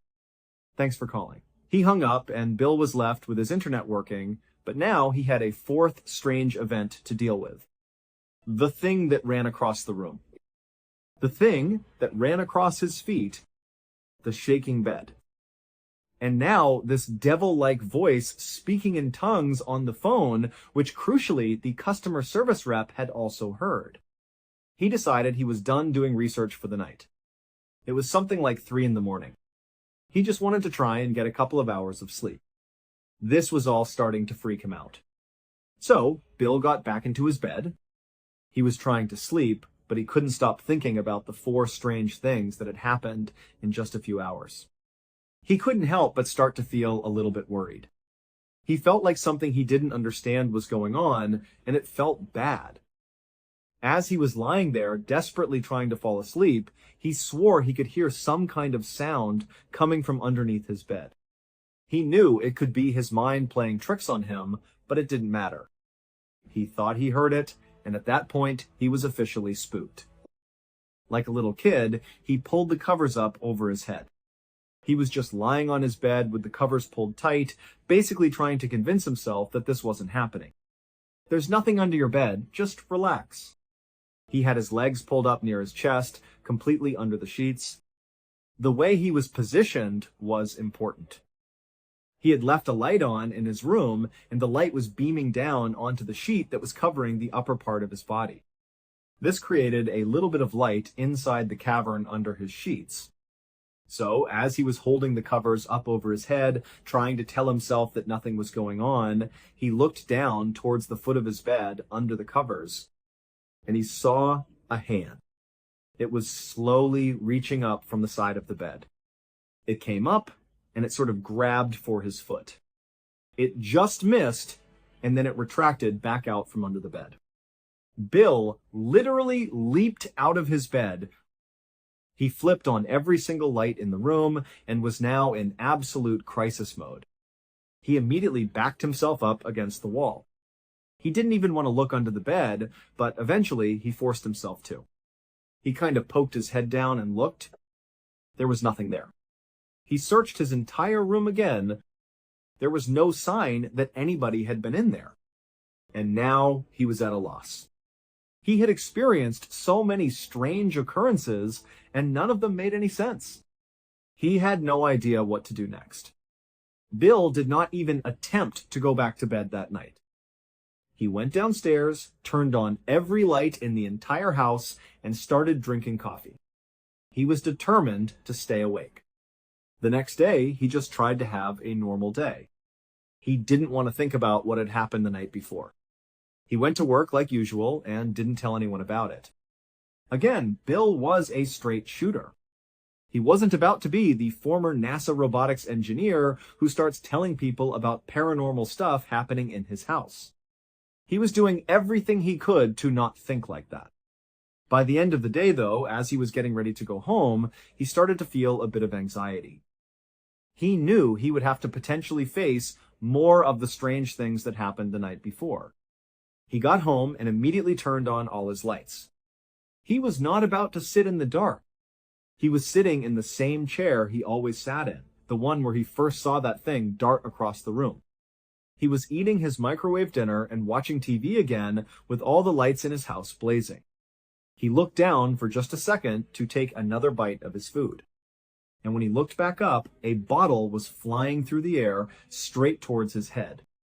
He instinctively moved his head out of the way, and the bottle hit the wall right beside him. It was a glass bottle, and it shattered all over the ground.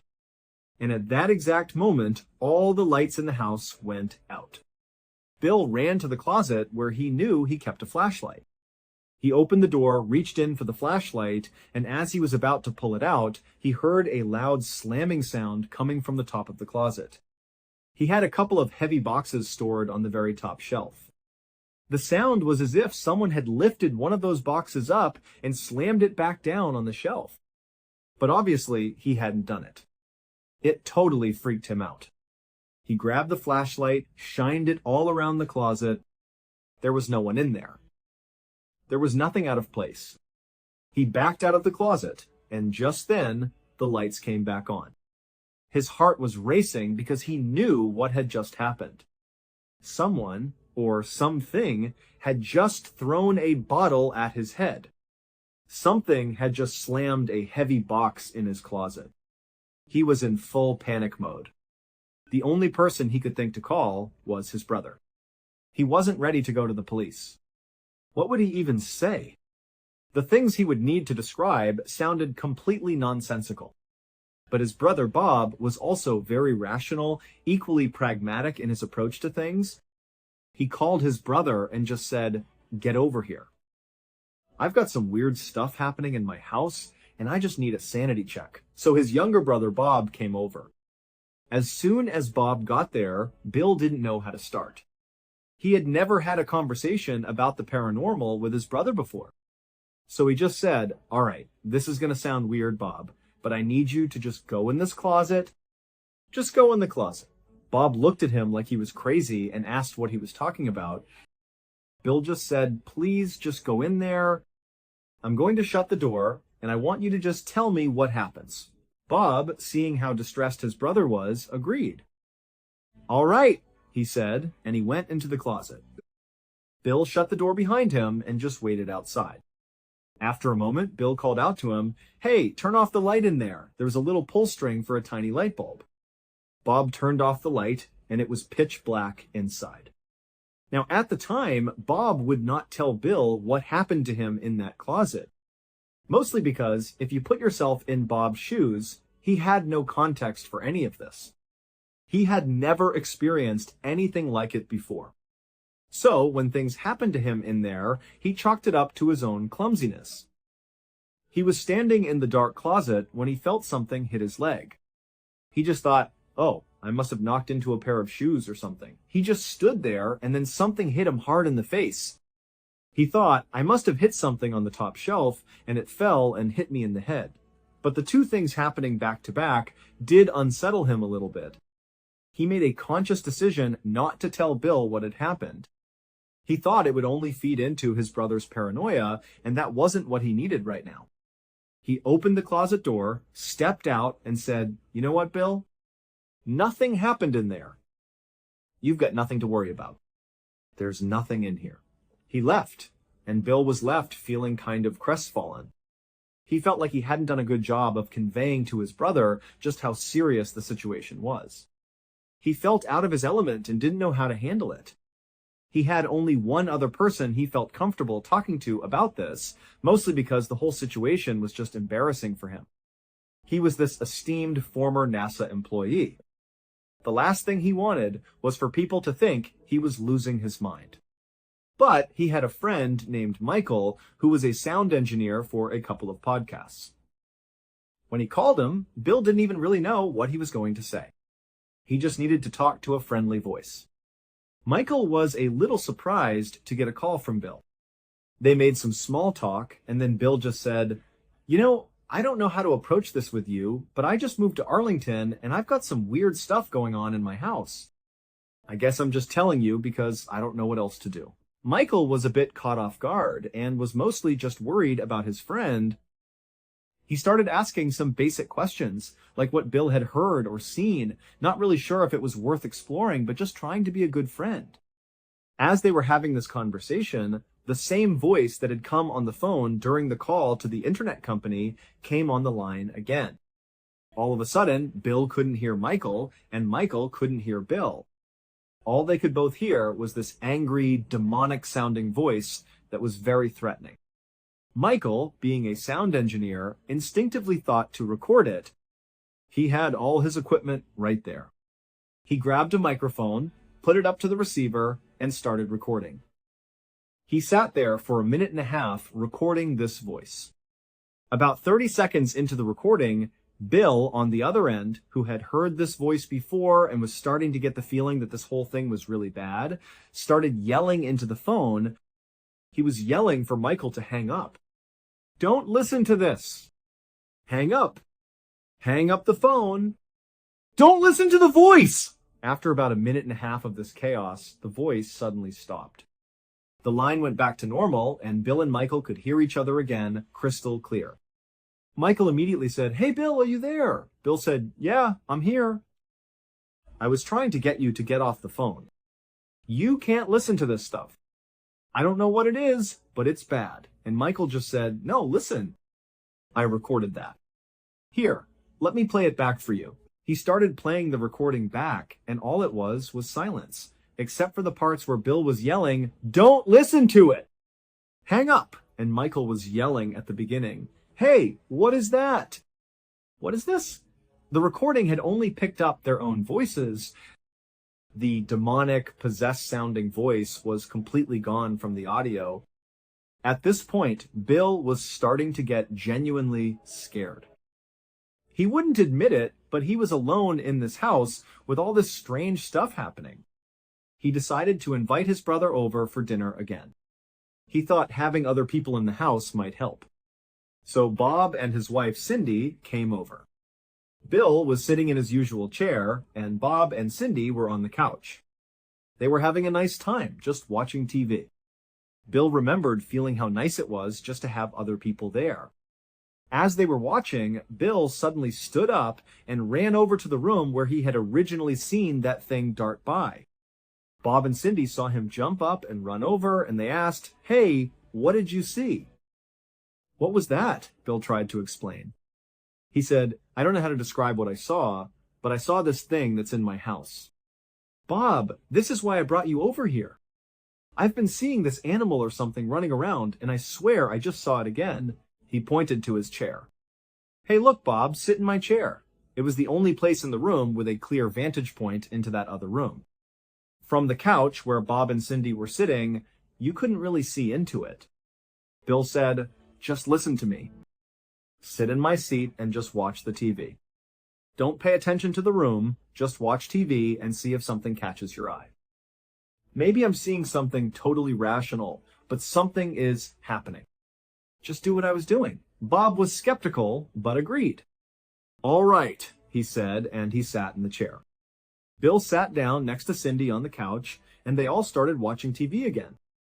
After just a few minutes, Bob suddenly reacted, clearly seeing something in the other room. He jumped up and said, "Oh my God, what is that?" They all stood up, and Bill asked him, "Well, what did you see?" Bob was shaken. He said, "I don't know. It was like some kind of small animal or something, but it looked like it was on 2 feet. It didn't look like a 4-legged animal. That was a 2-legged animal." What was that? Now Bob was starting to believe. He was thinking about what happened to him in the closet, the things he didn't tell Bill about. Now this. He turned to his wife and said, "Okay, Cindy, you sit in the seat. You do this now." So Cindy sat in the chair, and Bill and Bob sat on the couch watching her. Sure enough, in just a matter of minutes, she saw it too. She saw something dart across the other room. Now, was she just jumping on the bandwagon because the other two saw it? Maybe. But she described the exact same thing they did, a small bipedal creature running through the dining room. The three of them turned on all the lights and started searching the entire house. They were determined to find this thing. They searched everywhere for hours, but they couldn't find a single trace of it. Finally, it was getting late, and Bob and Cindy knew they had to leave. They said, "Hey, Bill, I don't know what's happening in your house, but why don't you just come stay with us tonight? We have a guest room. Just crash with us, and you can come back in the morning and call animal control or whatever you want to do. You shouldn't be here alone tonight." In a way, Bill was actually happy. He finally had someone he trusted, his own family, who had confirmed that they were seeing the same things he was. It was terrifying to think there was some creature in his house, but at least he knew he wasn't losing his mind. Or if he was, at least other people were too. He was relieved. But he told them, "You know what? I'm not going to go with you. I don't want to just give up my house. What will I do when I come back if it just keeps happening? I don't want to just give up." So Bob and Cindy left, and Bill was alone again. But now he was determined. For the first time, he started looking up paranormal explanations for what was happening. He quickly realized that just searching for the paranormal online was useless. There were too many things, and it was impossible to tell what was credible and what wasn't. There was no fact-checking, just people posting stories. So he decided to change his approach. Instead of doing the research himself, he would find a paranormal investigative team, but he wanted a specific kind of team. He wanted one that approached their investigations like a scientist would, looking for an answer, even if that answer was totally normal, instead of just looking for proof that ghosts exist. He started searching for investigative paranormal teams with a scientific focus in his area of Texas. And he actually found one. He reached out to them, and they were available to come over that very night. He told them, "Please, come over. I need your help." The leader of the paranormal team was a man named Brian Hall. When they arrived, it was Brian and a couple of his crew members. They didn't start by diving into a paranormal investigation. They started by looking for obvious, rational answers. They had found that many times what people think is a paranormal event is actually something simple, like a bad air conditioning unit, a creaky door, or a tree branch rubbing against the house. They did a very long and thorough examination of the entire house, inside and out, looking for things like that. They determined that there was nothing obvious that could provide a rational explanation. So now it was time to set up their equipment. They set up a couple of cameras in Bill's bedroom, since that's where a lot of the activity seemed to be happening. They also set up these special laser beams that projected a grid of lasers in every direction. They placed them in his bedroom so that there were laser beams crisscrossing the entire room. The idea was that if anything, no matter how small, walked past any of these lasers, you would see the beams move, and it would be very obvious. It was a way to detect motion in the room. They set up the beams, started the cameras, and they waited. For a long time, absolutely nothing happened. Bill, Brian Hall, and the rest of the team were just sitting in the dining room downstairs, listening to silence and watching the monitors, seeing nothing. So Brian suggested something. He said, "Hey, why don't one of my team members go up there and just interact with the room a little bit? Go in there, yell a bit, do something to kind of stir it up, so to speak, and we'll see if anything happens." One of the team members went up to the room and walked in. He said, "Hey, is anybody in here?" Nothing happened. On the footage, you can see him jump onto the bed and sit there. At one point, as he's yelling out to whatever might be in the room, "Hey, if you're in here, show yourself," all of a sudden, on camera, you hear one of the laser projectors fall to the ground. He jumps out of bed and runs out of the room. The rest of the team came running up. They gathered up the cameras and immediately went to watch the footage. As they were watching, they saw something that the team member in the room hadn't seen at all. They saw a mist begin to form in the room. The mist started swirling in front of the laser beams right on camera just before you hear the sound of the laser projector falling to the ground off camera. At first, they were just dumbfounded. They were wondering how the mist got in there, what it was.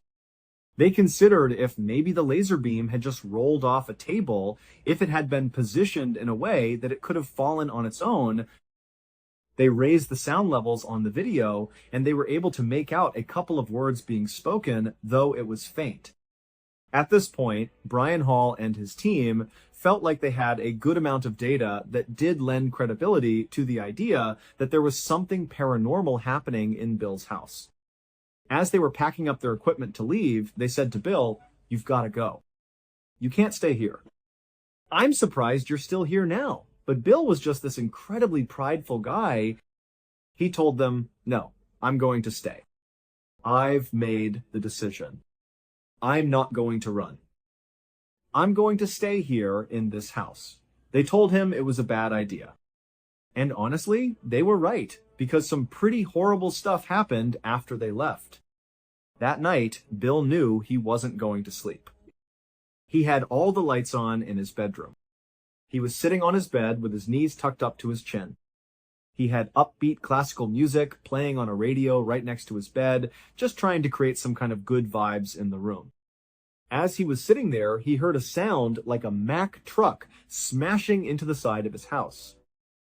It was so loud, so deafening, that he instantly sprinted out of his door, ran downstairs, and ran outside to inspect the damage to his property. But there was nothing outside. There was no Mack truck. There was no damage to his house. Nothing. He walked all around his property looking for any explanation. Did something fall on the street?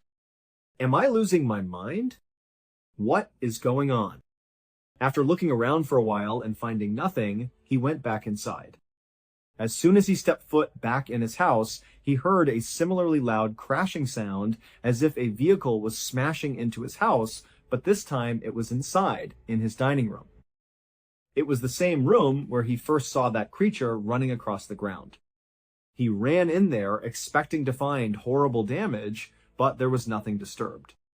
Nothing was shaking, nothing was out of place. His dining room was completely intact. As he was standing there trying to process this, he heard his car alarm go off outside, and now he started to think, this thing is just messing with me. I'm not going to let it win. I've stayed here against better judgment for days. I'm not going to give in now. So Bill kind of went into fight mode. He was mad now. Instead of being scared of what was happening, he started screaming at the top of his lungs, "Show yourself!" As he was doing that, he heard yet another loud crashing sound, this time from up in his bedroom. He ran upstairs, ready to fight with whatever this was. He had reached a breaking point.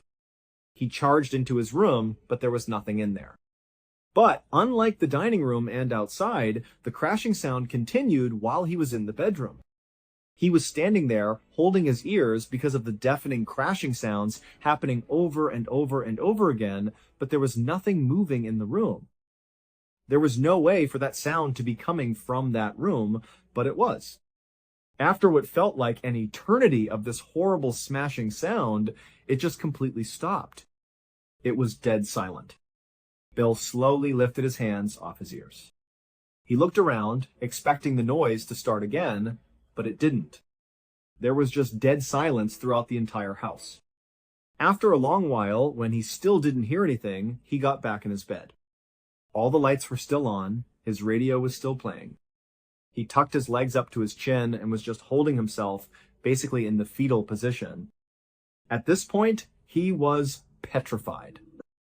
He'd had his big moment of fighting back, but now he was thinking that this thing was just challenging him in return.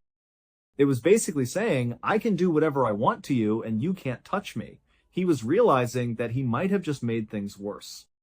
He was sitting there, knowing he wasn't going to sleep.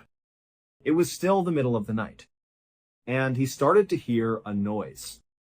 It sounded like shuffling feet. Something was moving around underneath his bed.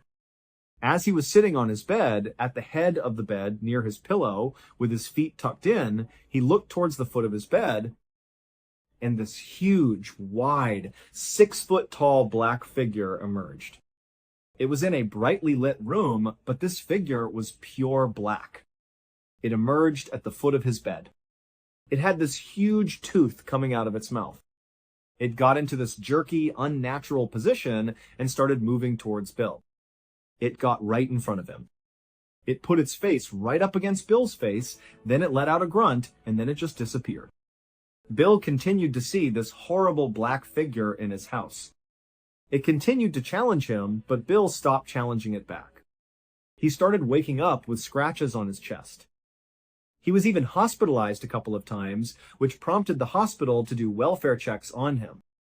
He was showing up with what doctors thought were mini heart attacks brought on by the extreme stress he claimed was from having this stuff happen to him. His family was incredibly concerned. It wasn't until Bill started doing some really aggressive research on demons that he read about exorcism. And he remembered. He remembered that when he showed up for that house call, a lot of the language he was hearing from that screaming woman, "Leave these people, leave this house," it sounded like an exorcism. He started to wonder, is it possible that the woman performing the exorcism knew that she needed to find another host for these demons? Did she plan it so that this water purification person would show up at exactly 5 p.m. so that she could be at the right point in her ritual to cast the demons onto him? He had 2 exorcisms performed on his own house, but it still hasn't stopped. To this day, he is still dealing with the paranormal activity in his home. When he's asked why he has never sold the house, he says that he couldn't live with himself if he ever put another person through what he has dealt with in that house. He feels a responsibility to contain it. He has lived in that house for over 18 years since these events began, enduring it all rather than passing the horror on to someone else. Thank you so much for watching. Let me know what you thought of today's episode in the comments. And remember, we have a whole playlist of true crime episodes ready for you to binge right now. Until next time, see ya. In April of 2020, a 17-year-old named Sam, who was a really experienced outdoorsman, decided he was going to go on a simple one-night hike. The spot he chose was the Superstition Mountains in Arizona. Now, the name of these mountains has a few different origin stories, but the one that most people agree on is pretty telling. For a long, long time, people have been afraid of the Superstition Mountains because of all the mysterious deaths that have happened there over the years. And because so many people would avoid the area out of a fear of some mysterious end, the place just became known as the Superstitious Mountains. But Sam, he wasn't superstitious at all. In fact, he came out here all the time to go hiking. He had a favorite trail, a particular 8-mile loop that wound its way through a deep canyon. It was beautiful, challenging, and he knew it like the back of his hand. And so, this one-night trip he had planned was going to be on that same 8-mile loop. The plan was simple. He'd hike 4 miles in, find a good spot to camp for the night, and then hike the 4 miles back out the next morning.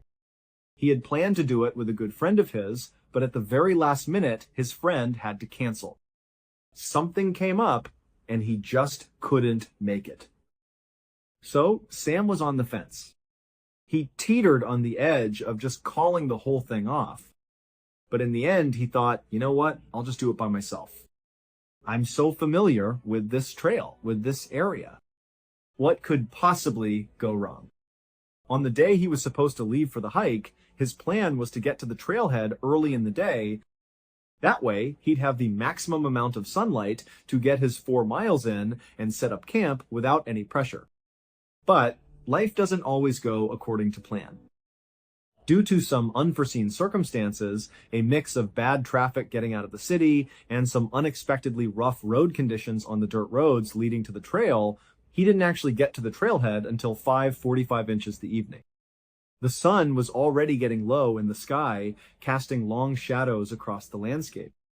Sam knew deep down that it was a bad idea to start a hike this late. He was going to run out of daylight fast. He probably wasn't going to make it the full 4 miles to the specific point where he had planned on camping out. But he was young, he was fit, and he was confident. He figured with his good health and fitness, he could probably move quickly, maybe even jog part of it, and make his way to the 2 or even 3 mile mark. He knew from past hikes that there were some other suitable campsites in that area, not his preferred one, but they would do. And so he decided he would kind of risk it.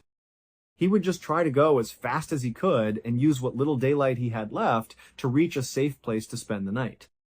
But the trail was tougher than he remembered, or maybe it was the fading light playing tricks on him. He wasn't able to move as fast as he thought he could. The ground was uneven, and he had to watch his footing carefully.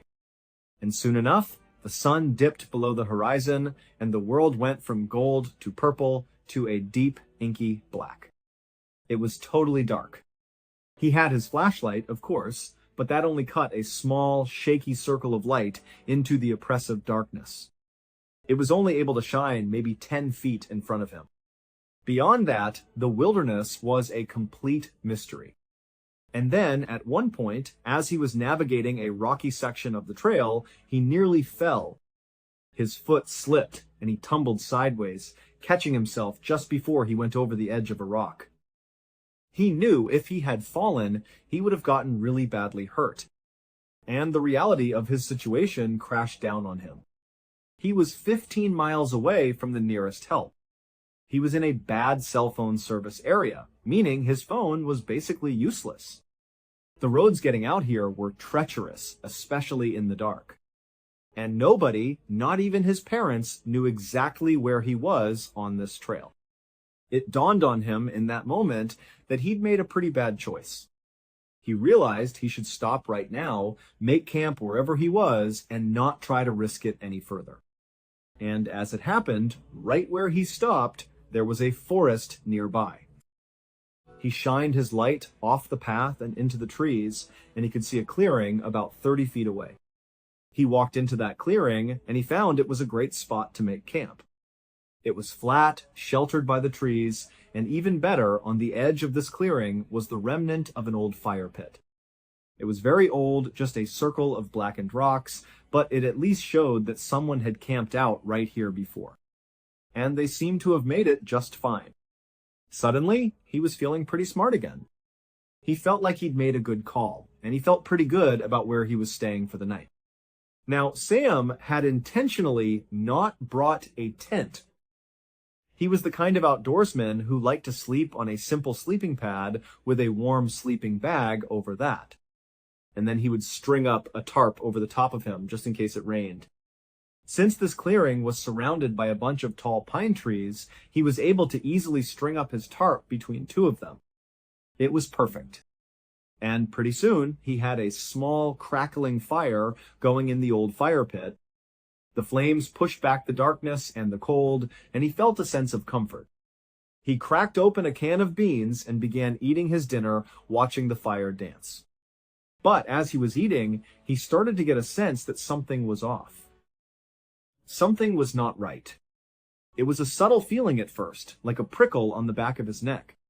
He began scanning the tree line around his small camp as if he was going to find something out of the ordinary. But his visibility was incredibly limited. If you've ever sat right next to a campfire in a dark forest, you know that your visibility is basically a 5-foot circle around the fire. The bright light of the flames ruins your night vision, and you really can't see beyond that bubble of light. His vision was also limited by all the pine trees that encircled his clearing. So he really could only see what was immediately around him and nothing else. He started thinking, that's gotta be it. Maybe I'm just nervous because I have no visibility. I'm alone, it's late, and I can't see what's out there. It makes sense that I'd feel a little on edge. But as he was rationalizing this bad gut feeling, a rock about the size of a marble came soaring into the campsite and landed at his feet with a soft thud. He looked down at the rock. It was just a plain gray rock. But immediately, he connected that rock to the sense of dread he had been feeling. The feeling wasn't just in his head. Something had thrown that rock. He was looking around a little more aggressively now, his head on a swivel, his eyes trying to pierce the darkness beyond his fire. But again, his vision was very, very limited. He was effectively blind to whatever was out there in the woods. And so, for the next 15 minutes, Sam sat there completely still, really aggressively scanning the tree line and listening as intently as he possibly could. He didn't hear anything. He didn't see any more rocks get thrown. And so, he began to rationalize again. He started to convince himself that there was nothing wrong here. That feeling I have? Oh, don't worry about that. He started telling himself, I must have kicked a rock when I was setting up camp, and it just landed now. That's what it is. Or maybe a rock fell off a tree branch. But either way, it's something totally explainable, and you've got nothing to worry about. After a little while of repeating this to himself, he convinced himself. He got into his sleeping bag under his tarp, put his head down, and he went to sleep. A couple of hours later, Sam woke up. He didn't know why, he just snapped awake. And he had that same sense of dread, but now it was back with a vengeance. It was a heavy, suffocating feeling. He couldn't hear anything. He couldn't see anything. But he was definitely feeling like something was wrong. And at that moment, as he was lying there, listening really intently and looking really carefully into the dark, he heard the sound of rustling leaves. It sounded exactly like someone walking through dry leaves about 30 or 40 meters away from his campsite. Initially, he couldn't tell if this person, or maybe an animal, was walking towards his campsite or away from it. The sound was just there, a steady crunching in the dark. But over the next 30 seconds or so, the sounds started to fade. And he convinced himself that, okay, they've left. Whatever it was, it's gone now. And everything's fine. But just in case, he wanted to grab his flashlight and shine it in that direction, just to be sure. And so he reached next to him to the spot where he had left it when he had gone to bed a couple hours earlier. And he couldn't find his flashlight. He started patting the ground around him, feeling for it. He looked around for it, but he couldn't find it. And he's thinking, Man, that's weird. I had it right here, right next to my body. And it's not here anymore. And that's when the alarm bells started going off in his head.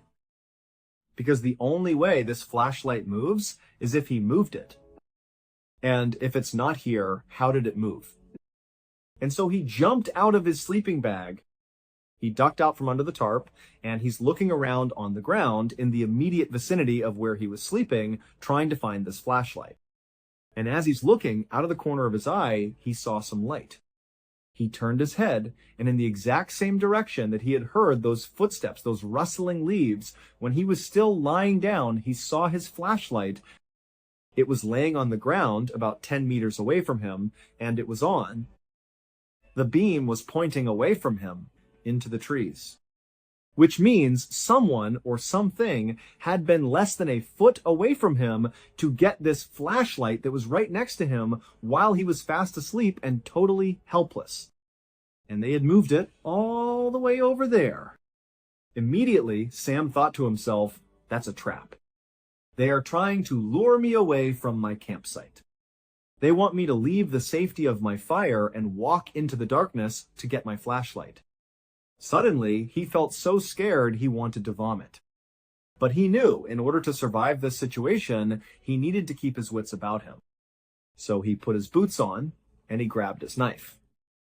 And he knew he was not leaving this campsite. In fact, he was going to build the biggest fire he could. He was going to stoke that fire as big as he could get it, and he was not going to go anywhere near that flashlight.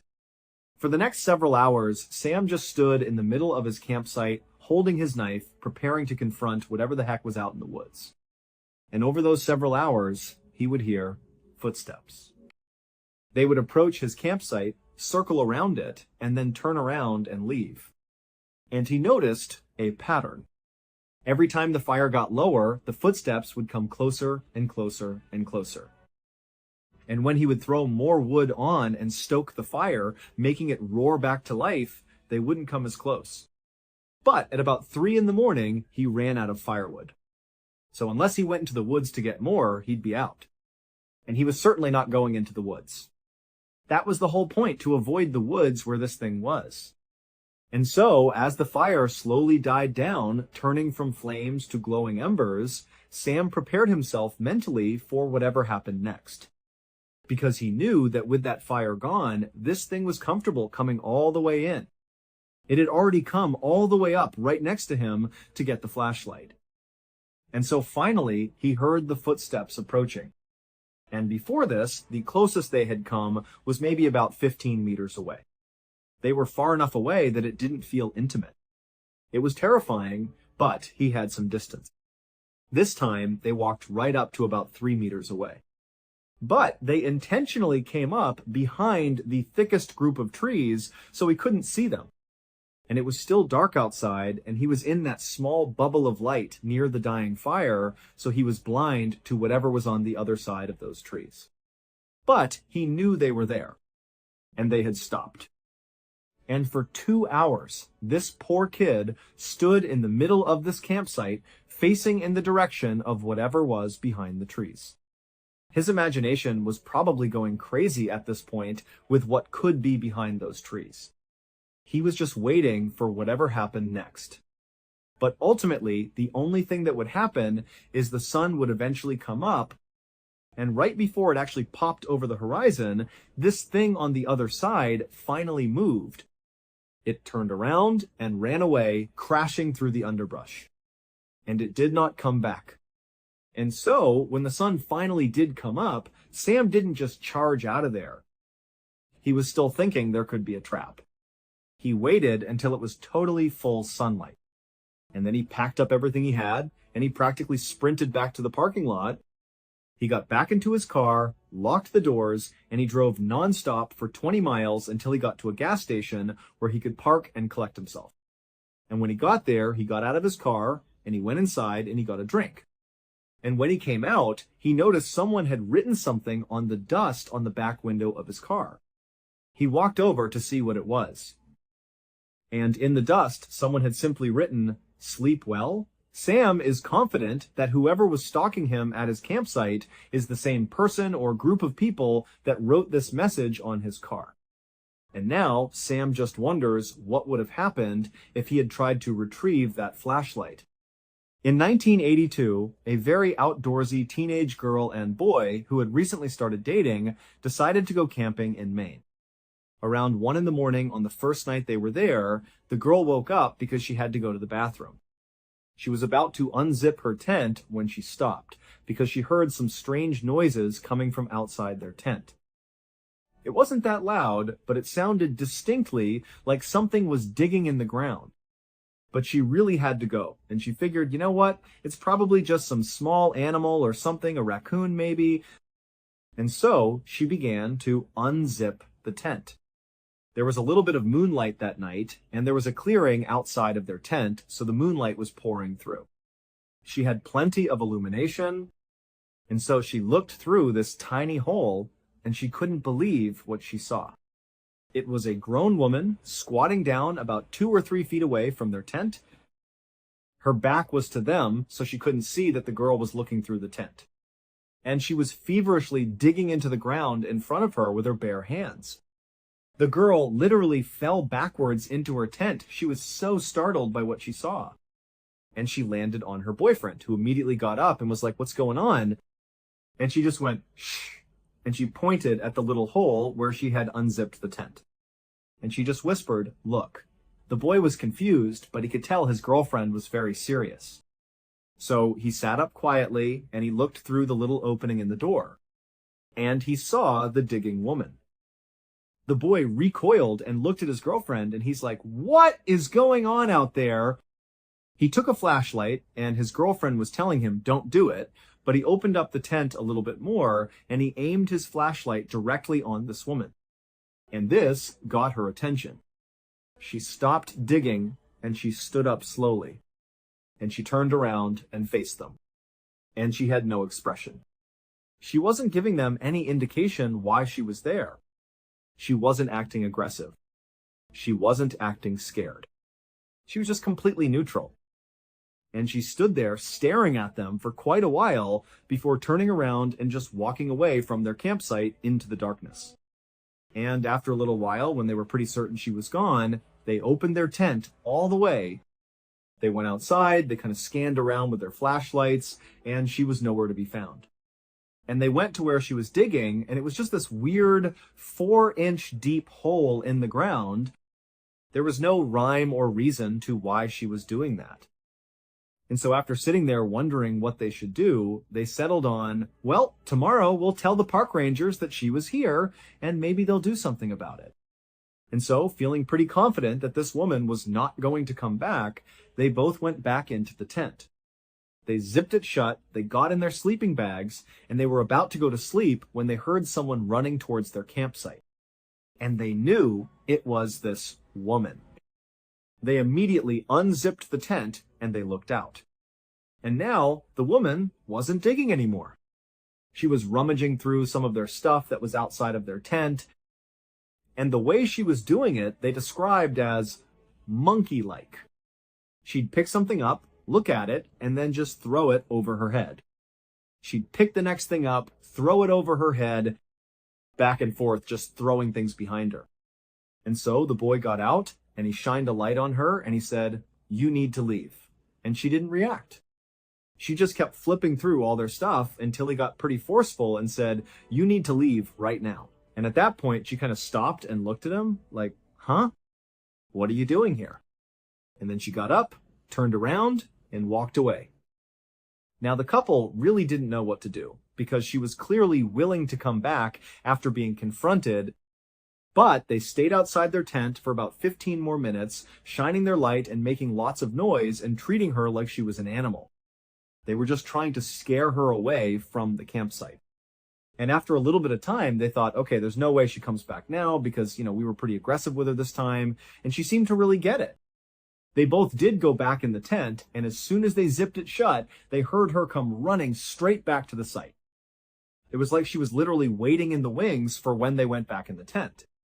And this time she ran back to the hole in the ground, and she was just feverishly digging into the ground as fast as she could. And this time they came out of their tent and they were mad. And they were screaming at this woman to get the F out of here. What are you doing? And this seemed to kind of frighten the woman, who got up and she looked at them like, why are you yelling at me? And she ran away. And it looked almost animalistic the way she was running away, like she was feral. The boy and the girl were totally shaken up at this point. It was about 1:30 in the morning, and this woman just kept coming back to their site, and they didn't know what to do about it.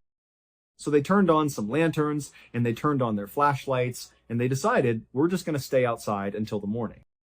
That way, we know she doesn't come back and doesn't steal anything from us. But by about 3:30 in the morning, they'd been outside for 2 hours. They were getting cold, they were super tired, and the woman was nowhere to be found. And so they finally said, you want to go back in and get some sleep? I think this time she's really gone. They got back in their sleeping bags and they went to sleep. They didn't hear her again. The next morning, when they got up and they unzipped their tent, they looked outside and all of their stuff had been thrown all over the campsite. And the hole in the ground that the woman had dug, that was previously about 4 or 6 inches deep, was now well over a foot deep. And they realized this woman must have been lurking in the shadows in the woods, watching them from 1:30 to 3:30 in the morning. That whole time they were out there kind of warding her off. She was just waiting, just watching them the whole time in the shadows. And as soon as they went into their tent, she must have given it a little bit of time, but then she ran right back over and she ransacked their site. But the strangest thing was, after they looked through all of the stuff she had chucked around, nothing was missing. And there was some pretty expensive stuff that was laying out that she could have taken, but she didn't. After they picked up their site, they went to the park ranger and they told them about what had happened. But the ranger had no idea what to make of it. He'd never heard of such a thing. And so the couple just left that day because they were not about to spend another night here. And to this day, they have no idea why this woman was running onto their site and digging into the ground and rummaging through their stuff. It was like she was just a wild animal. In the early 2000s, a teenager named Eban and his father would regularly go hunting in the Georgia backcountry. When Eban turned 14, his father befriended a very wealthy landowner in Georgia who offered them access to one of his best private hunting areas. And just a couple of days later, on October 5th, Eben and his father would take him up on the offer. They woke up super early and they drove out to the edge of this property that was actually fenced in. They went to a main gate where they had the combo that this guy had given them. They punched in the combo, opened up the gate, drove in, shut the gate, locked it, and then continued down the access road. They followed this road for about 2 miles where it came to a stop right outside of this huge forest. They parked their truck, they got out, they put on their gear, and in the pre-morning darkness began hiking into the woods. Even though they were there primarily to hunt, Eban and his father secretly enjoyed just hiking around the woods and camping out. And any chance they got to extend their hunting trips, they would, even if the hunting wasn't good. And so since they spent a ton of time in the woods together, they noticed almost immediately when they walked into this particular forest that something was off. There were no birds. There were no animals. It was just totally silent. The only sounds they heard that were not them was a single plane that passed overhead. Although they found this very odd, they figured, you know what? This is private property. Not a lot of people are out here. I'm sure as soon as we showed up, the animals were aware of us and they've scattered. They finally made it out to the hunting stand that the owner had told them about. They got all settled in, they were getting ready to see some animals, and all day long, they didn't see a single animal. They didn't hear a single animal. In fact, again, it was just completely silent. Frustrated, they began packing up their stuff, making their way down off the stand. And they started looking for a place to make camp for the night. And Eben's father suggested, well, hey, there's obviously nothing over here. It's been quiet all day. Why don't we walk deeper into the woods a little ways, set up camp there, so tomorrow we have a better chance of seeing some animals? So they hiked for about an hour, farther away from where they parked their truck, and they reached this clearing, which was perfect for setting up their camp. And so they set up their tent, and Eban's father said, hey, we still got some daylight. Do you want to go try our luck and see if we can see some animals out here now? And Eban was like, yeah, why not? So they hiked a little ways away from their campsite, and they set up their blind. And once again, they didn't see any animals. It was totally quiet. And so they turned around and they started heading back. As soon as they could see their campsite, which really was just their tent, they noticed that their tent was now collapsed. And Eban's father turned to him and said, oh, it must have been the wind. And Eben said, no, it couldn't have been the wind. Because all day today, we have been commenting on how quiet it is and how the fact that there's no weather, no wind, no anything is heightening the fact that it's completely silent. So it could not have been wind. So Eban's father is like, well, when you set the tent up, did you not put the posts into the eyelets? Did you not build it correctly? And Eban was like, no, I've made that tent like 1,000 times. I know it was set up correctly. They walked into their campsite and they looked down at their tent and they were really confused at what they saw. The two rods that go in an X over the top of the tent that thread through nylon loops and then anchor at 4 different points on the base of the tent, well, they had been removed from the 4 corners. And if you know how a tent works, it works on tension. And once you have a rod anchored in 2 points, it doesn't just pop out. It's anchored at 2 sides. It's actually difficult to remove each anchor. Once one is out, the other comes out easily. But basically, the rod would need to break in order for it to come out of those anchor points. Or someone would have to come over and remove it. And they didn't remove them, and none of the rods were broken. Which leaves them with either they failed to set up their tent, even though they had distinct and clear memories of setting it up and double checking it was set up because they put gear inside of it, or someone came over to their campsite while they were gone and undid the 4 corners. They decided, you know what? It can't be some stranger coming over here because we're the only ones with the gate combo. This is private property and no one could have been here. And why would they do that? If they came to our campsite, why would they randomly collapse our tent and then vanish? So it had to be us. We must have not made the tent right. And while they didn't really believe that they had not made their tent right, they convinced themselves that that's what happened because the alternative was just too bizarre and frankly terrifying to consider. So they built their tent again and they made a little fire. And they stayed up for a little while chatting before being tired and saying, okay, let's just go to bed. They extinguished the fire, they got in the tent, and they both fell asleep. A couple hours later, Eban woke up suddenly. And he wasn't sure if he was dreaming or not, but he thought he heard someone laughing a couple 100 meters behind their tent off in the woods. Eban instinctively turned to make sure his dad was still in the tent with him, and he was. And then Eban started listening really intently to what was happening outside. And all he could hear was silence, like it had been since they got in the woods. He didn't hear any more laughter. And so he said, okay, I must have just been dreaming, and there wasn't any laughter out there. And eventually, Eban went back to sleep. A little while later, Eben woke up suddenly again. Except this time, his dad was already awake and looking around anxiously.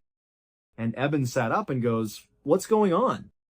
And his dad goes, shh. And he goes, can you hear that? And Eban listened. And to his horror, he heard laughing. He wasn't dreaming before.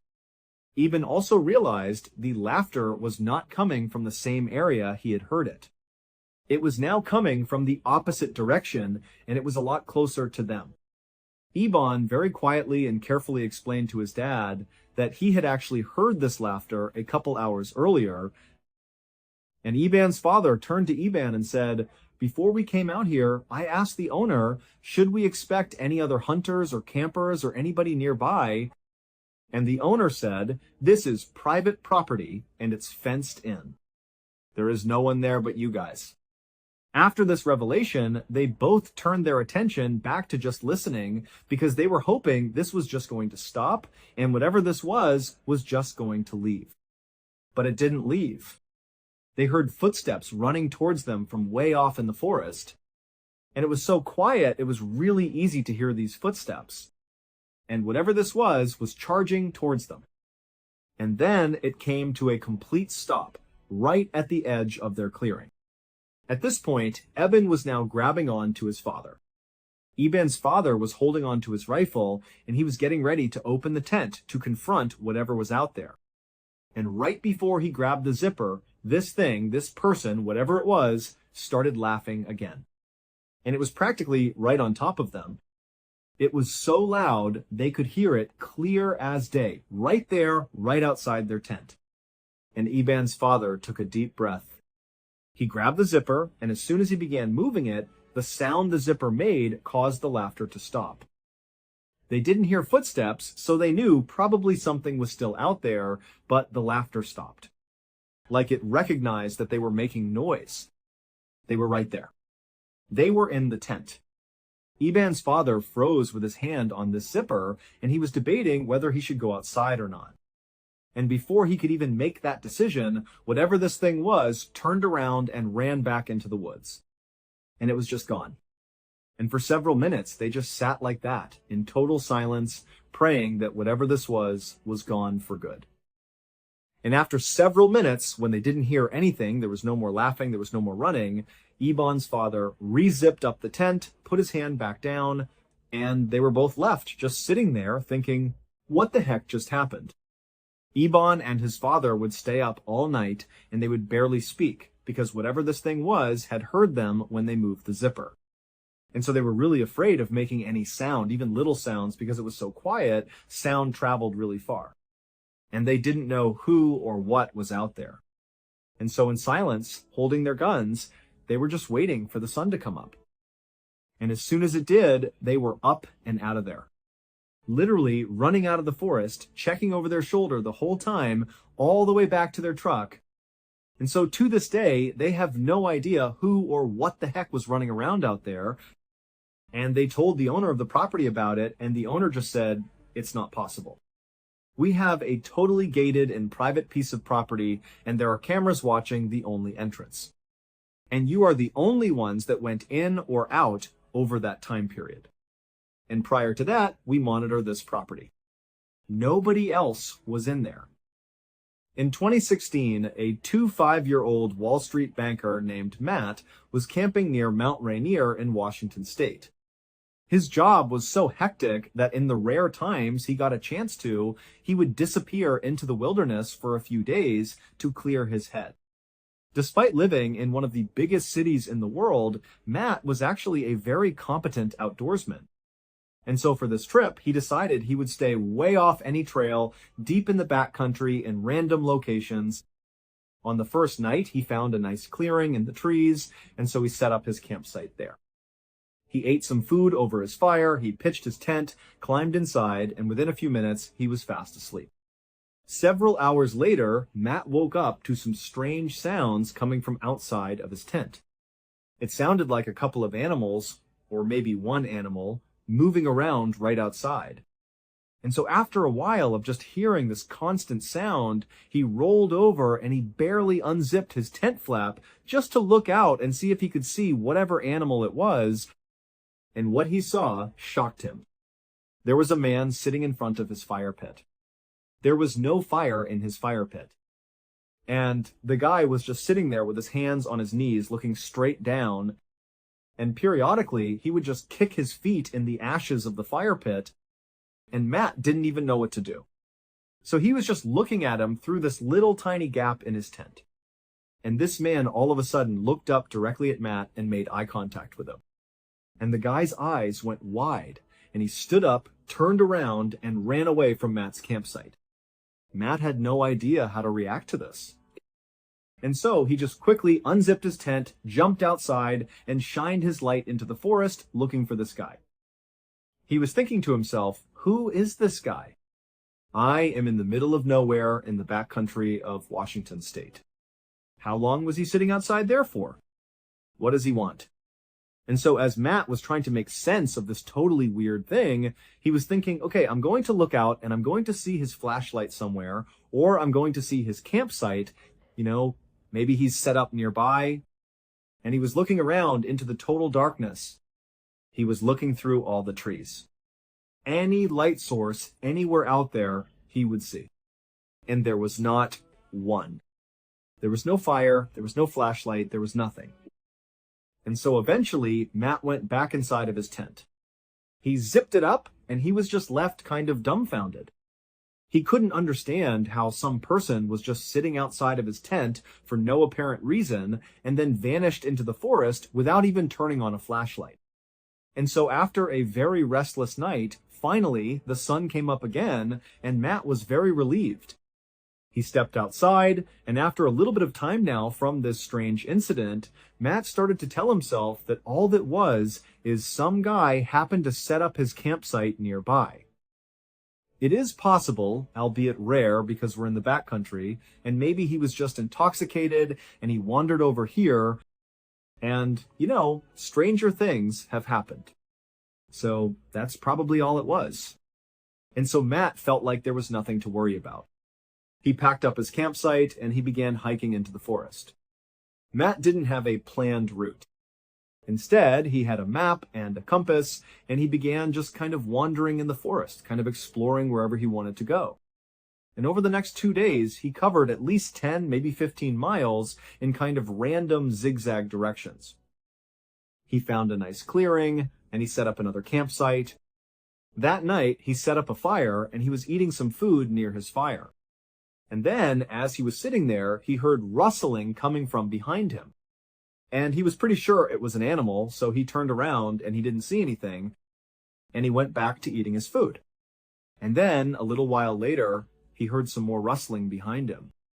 And this time, he couldn't really just write it off. Clearly, there was something behind him that was moving around. And so he stood up, turned around, and remained motionless, and just listened, expecting to see maybe a deer come out of the woods. But instead, he heard a man's voice come out of the darkness that said, "Do you know how to get to Bell's Canyon?" And Matt's heart started racing. He knew that even though he couldn't see him, it had to be the same guy he saw 2 days ago. Because they were in the middle of nowhere. He hadn't seen any other hikers or campers or anyone. And clearly, this guy had the ability to sneak up on him. And so he was thinking, what does this guy want? I just spent the past 2 days hiking in random directions for 15 miles, and he must have followed me. And so Matt, not knowing what else to do, just said, "I don't know where Bell's Canyon is." And then there was silence. And Matt, one part of him, was thinking, I hope this guy does not come into the light. I hope he just goes away. The other part of him was thinking, well, maybe this is a different person that is lost, and they're looking for this place called Bell's Canyon. And they'll come into the light, it'll be a big relief, I'll send them on their merry way, and everything will be fine. But as Matt was having this wishful thinking, the voice from the shadows did not come any closer, but instead asked the same question, a bit more forcefully this time. Do you know how to get to Bell's Canyon? This time, Matt did not respond. Now he was scared. This was not some friendly hiker looking for directions. There was something wrong. And so Matt, knowing he was all alone out here, he knew he had to do something to try to take control of this situation. And so he took a deep breath, he reached down and grabbed his flashlight, and in one swift motion, he lifted his light up and shined it in the direction of this guy's voice. And what he saw was this guy from 2 days ago looking out from behind a tree right in Matt's direction. He was hiding from him. And when the light hit him, the man barked at Matt to aim it away. And Matt kind of instinctively lowered his light, but now he was too scared to raise it again. And now he knew it was the same guy. This guy had been following him for 2 days. And so for several minutes, Matt just stood there absolutely terrified. And this guy, he just stayed out there. Matt didn't hear him move. It was just a complete standstill. And then the silence was broken yet again by this voice. Except somehow he he had moved even closer to Matt. And when he came through asking the same question, do you know how to get to Bell's Canyon, his voice was so close to Matt that Matt got scared and raised his light up. And the man was standing just a few feet away from him, and this time the man's eyes got wide like they did the first time they saw Matt. And he turned around and he ran into the forest again. Matt, not knowing any better, just began running after him. But he only ran for about 30 seconds before he realized the terrain out here was so rough, he was going to fall, get hurt, he was going to get lost. And this guy was already long gone. He had somehow managed to run immediately so far away, and so Matt just went back to his campsite, and he was thinking to himself, what do I do? I have no cell phone service. I'm at least 3 days away from my car, and I'm in the middle of nowhere. No one even knows where I am because I didn't chart a course, I didn't tell anyone where I was going to be. And so Matt just grabbed his knife and stood in the middle of the campsite, and for hours and hours, he just kept looking around, expecting this guy to just show up again or start speaking to him from somewhere out in the darkness. It was absolutely horrifying. Finally, by about 3 a.m, Matt was so tired that he had to go to sleep. He hadn't heard this guy again. He didn't see him again. And he figured, I need a little bit of sleep because tomorrow he was going to pack up his campsite and begin this epic journey back to his car. And so he climbed in his tent and he had a very restless next couple of hours. Then the sun came up.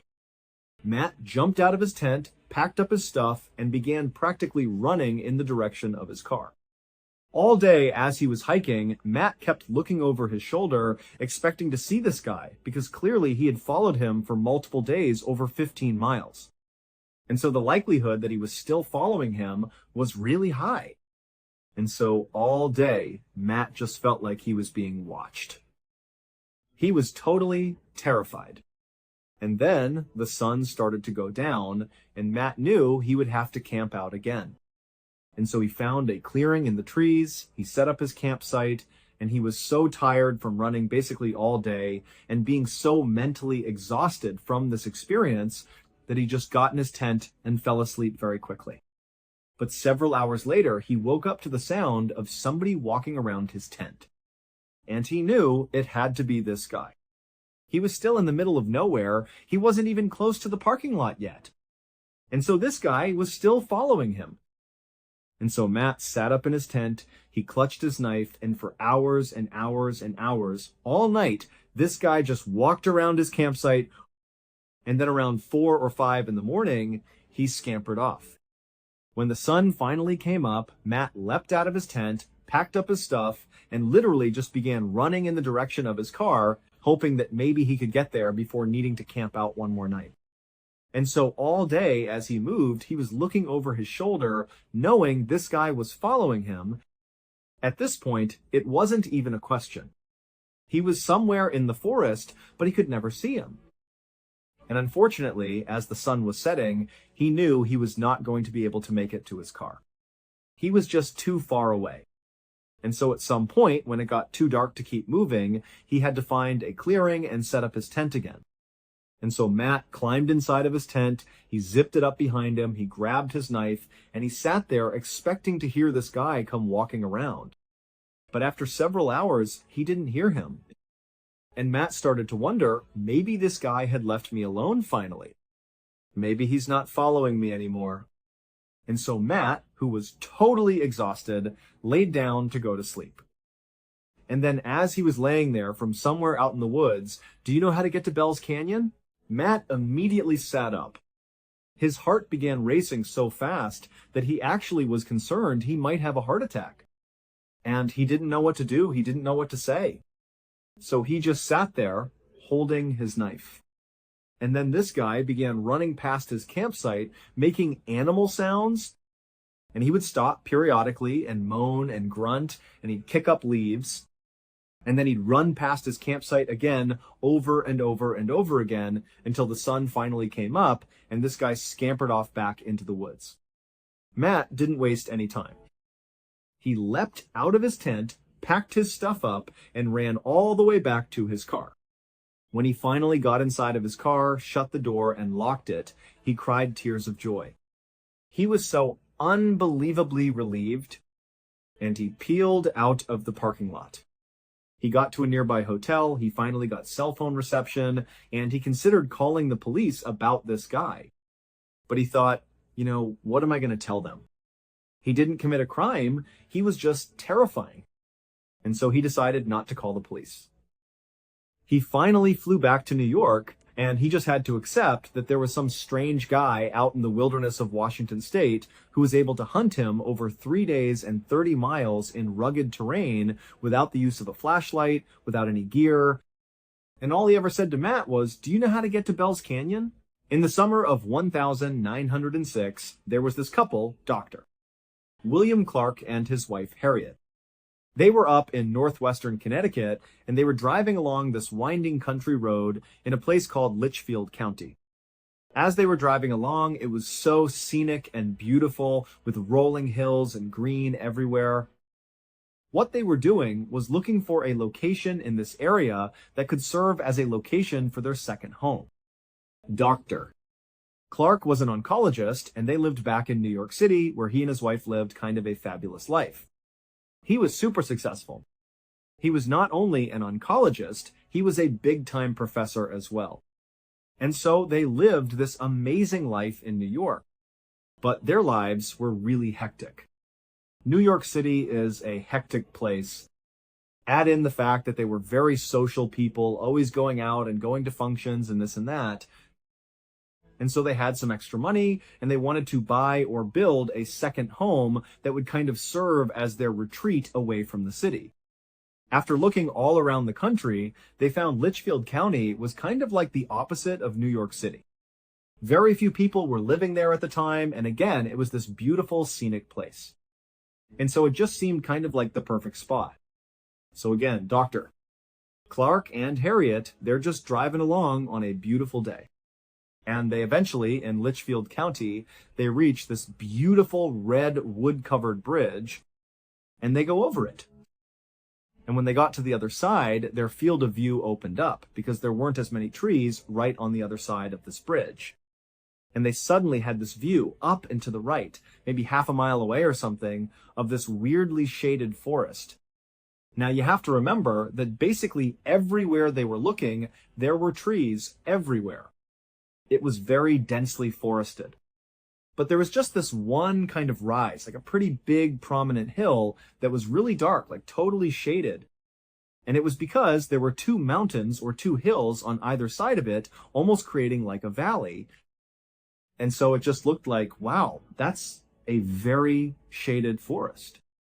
And as you'll see, it's actually called the Dark Entry Forest, in part because of how shaded it is. And so they had just come out of this bridge, and they were seeing this area up on this hill. There were no buildings, nothing, it was just trees. And there was just something immediately about it that really stood out to Dr. Clark and his wife. And they noticed that the road they were on, there appeared to be like an access road that kind of splintered off the road they were on that appeared to go up into that forest, the Dark Entry Forest. And so they looked at each other and they were like, hey, let's go up there. Maybe that's the place where we can find our spot for our second home. And so Dr. Clark pulled off the main road, went on the access road, and he began making his way up towards this kind of darkened forest area. And really quickly, the road itself was very overgrown. At first, it seemed like it was relatively well maintained, but the farther up they went towards this dark forest, the rougher it got. To the point where Dr. Clark couldn't even drive on it. There were too many potholes and everything. So they ended up pulling the car over and parking. And at this point, they were actually in a bit of a clearing, and they could actually see up ahead of them where they parked. It looked almost like an entry point to the forest. The tree line was right in front of them, and there was kind of like a gap in the trees where this rugged road kind of continued into the forest, and they continued walking on foot towards the entry of this forest. Again, it was a beautiful, scenic, very sunny, beautiful day. They were super excited, and they walked into the shade of the forest, And right away, it was like all the sunlight basically vanished. But not in a spooky way, kind of like they lowered the brightness slightly. And it was very quiet. The canopy in Dark Entry Forest is known for being really, really thick, and so not much light was pushing through. But it created almost like they were walking into a bubble. It was just pure, unadulterated silence and peace. And as they were walking on this road, which quickly became mostly like a little path, it didn't even look like a road at some point. It was just kind of like grass that had been pushed down. Clearly, not many people or anything were coming into this forest, at least not from this direction. And as they were walking along, they were looking around, and they were like, this place is so beautiful. I mean, it was already beautiful, but this was especially beautiful. Like they walked maybe a couple hundred feet into the forest, and off to their right was this apple orchard. Untouched, no one was taking these apples. It was just like a wild apple orchard. And there were deer that were just eating the apples off the tree. And they were looking over at Dr. Clark and his wife, and they were completely unafraid. They didn't see people, so this was not terrifying for them. Deer just eating their apples. And then on the other side of the road, there were these huge fields full of flowers that, again, trees were everywhere, but there were all these flowers at the bases of the trees. Lilies and roses and yellow bitter tansies, or things, that's what they're called. So all of these beautiful flowers. And then at some point, as they walked a little bit farther into this Dark Entry Forest, the sunlight that was poking through, it was hitting the ground in such a way that it was actually sparkling. Because this forest was actually on a hillside, and there was this mineral called mica. If you're familiar, it's like this little translucent, it almost looks like kind of clouded glass that's actually a mineral that comes from the ground. And when the sunlight hits it, it kind of looks like it sparkles. And so they were looking around at these wild animals that were unafraid of them, and flowers, and there were babbling brooks and streams. I mean, it was like out of a Disney movie. This was like a perfect place. And so by the time the couple came out of Dark Entry Forest, and this was only, they walked around for maybe an hour or so, by the time they were coming out, they were completely sold that that was going to be where they went ahead and bought their land to build a second home. And so they went back to New York City and they put in the paperwork to buy the land. And they bought 1,000 acres in this forest, which is ridiculous to imagine, just casually buying 1,000 acres anywhere. But they did. They bought their 1,000 acres. And as soon as they had it, as soon as it was finalized, Dr. Clark began calling around to all these builders, local builders in Connecticut, that could help him build his home. And he had no intention of building some humongous home. They bought a huge amount of land, but they only wanted to build a small cabin. But despite the job being relatively simple, and despite Dr. Clark offering quite a bit of money to anybody who was willing to go out there and build this for him, none of the builders would do it. They never really gave a straight answer to Dr. Clark about why they would not go into Dark Entry Forest. But universally, no one would do it. And so Dr. Clark, he definitely was discouraged by that, but he just kind of chalked it up to, okay, so obviously it's kind of an isolated place. It's relatively hard to get into Dark Entry Forest. And where they had bought this land, it was pretty far into the forest. And so he just decided, okay, it just might not be worth it for them. It's logistically kind of a nightmare. They don't want to do it. And so Dr. Clark was undeterred, and he decided he would just build the house himself. Dr. Clark, he grew up on a farm in New Jersey. He was a very handy guy. He had built buildings before, so this was something he could do. And so over the next several months, every weekend, Dr. Clark would make his way on his own to Dark Entry Forest. And it also was full of owls that were hooting all the time. So there was like this audio of being in this forest, which was really intense. Like there were owls hooting constantly. And actually, Dr. Clark and Harriet thought it was really cute that these owls, it seemed like they were almost personally greeting them as they came into the forest. And so Dr. Clark, every weekend for several months, he would go into Dark Entry Forest and be greeted by the owls.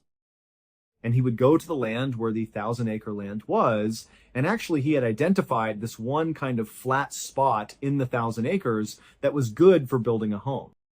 And so the first thing he did over these several weekends he was out there is he just cut down this massive swath of hemlock trees, just kind of clearing out that flat area. And then he chopped up the trees, he cut down into lumber, and he used that to build a rustic, simple 2-story cabin. And then after this cabin was built, kind of up on this hill, there happened to be another hill not too far away from the cabin where there was a freshwater spring right at the top. And so Dr. Clark, he went up and laid piping from the freshwater spring down to his cabin, so they had fresh water in the cabin. And then down the hill from where the cabin was constructed was a small brook, and Dr. Clark, he found himself always going down and just staring into this beautiful brook because there were all these trout, because nobody fished out here. This was like an abandoned place, basically. There were all these trout just swimming around, unencumbered, just leaping out of the water. And so he ended up actually building a swimming pool right next to the brook, specifically so he could sit in the swimming pool and watch the trout. And so by Thanksgiving of that year, so 1906, by Thanksgiving, the property was done. The cabin had been built, everything was done. And so that holiday season, Dr. Clark and Harriet and their whole family would come out and they would spend the holidays, sitting in their pool, watching the trout and just having a wonderful time. And really, for many years, every summer and every major holiday, the Clark family would come out to their beautiful Dark Entry cabin and they would stay there. And it was really perfect. That is until 1918. In 1918, in the summer, Dr. Clark and Harriet were at their cabin and they were having a nice time when Dr. Clark got word that he was actually being called back to New York City for an emergency. Remember, he's an oncologist, so these things happen. And he was called back. And for whatever reason, Harriet, who normally likely would have joined him and just gone back to New York with him, she decided to stay. I mean, they had been coming here for years by this point, so she probably felt somewhat comfortable. Although admittedly, she was very unhappy about this. She didn't want to be there alone. But again, she decided to stay. But she told Dr. Clark, because she didn't know how long he would actually be in New York, and he didn't really know either, but she said, "You have to promise me you'll be back here as soon as you possibly can." And Dr.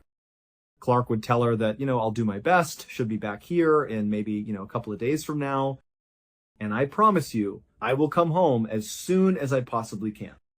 And so Dr. Clark packed up his things, and he and his wife, they left their cabin.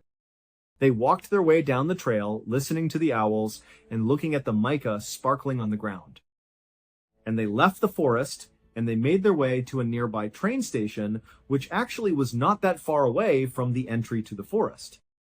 And Harriet dropped off her husband and she watched as he boarded and it began taking off and he disappeared to go to New York. And Dr.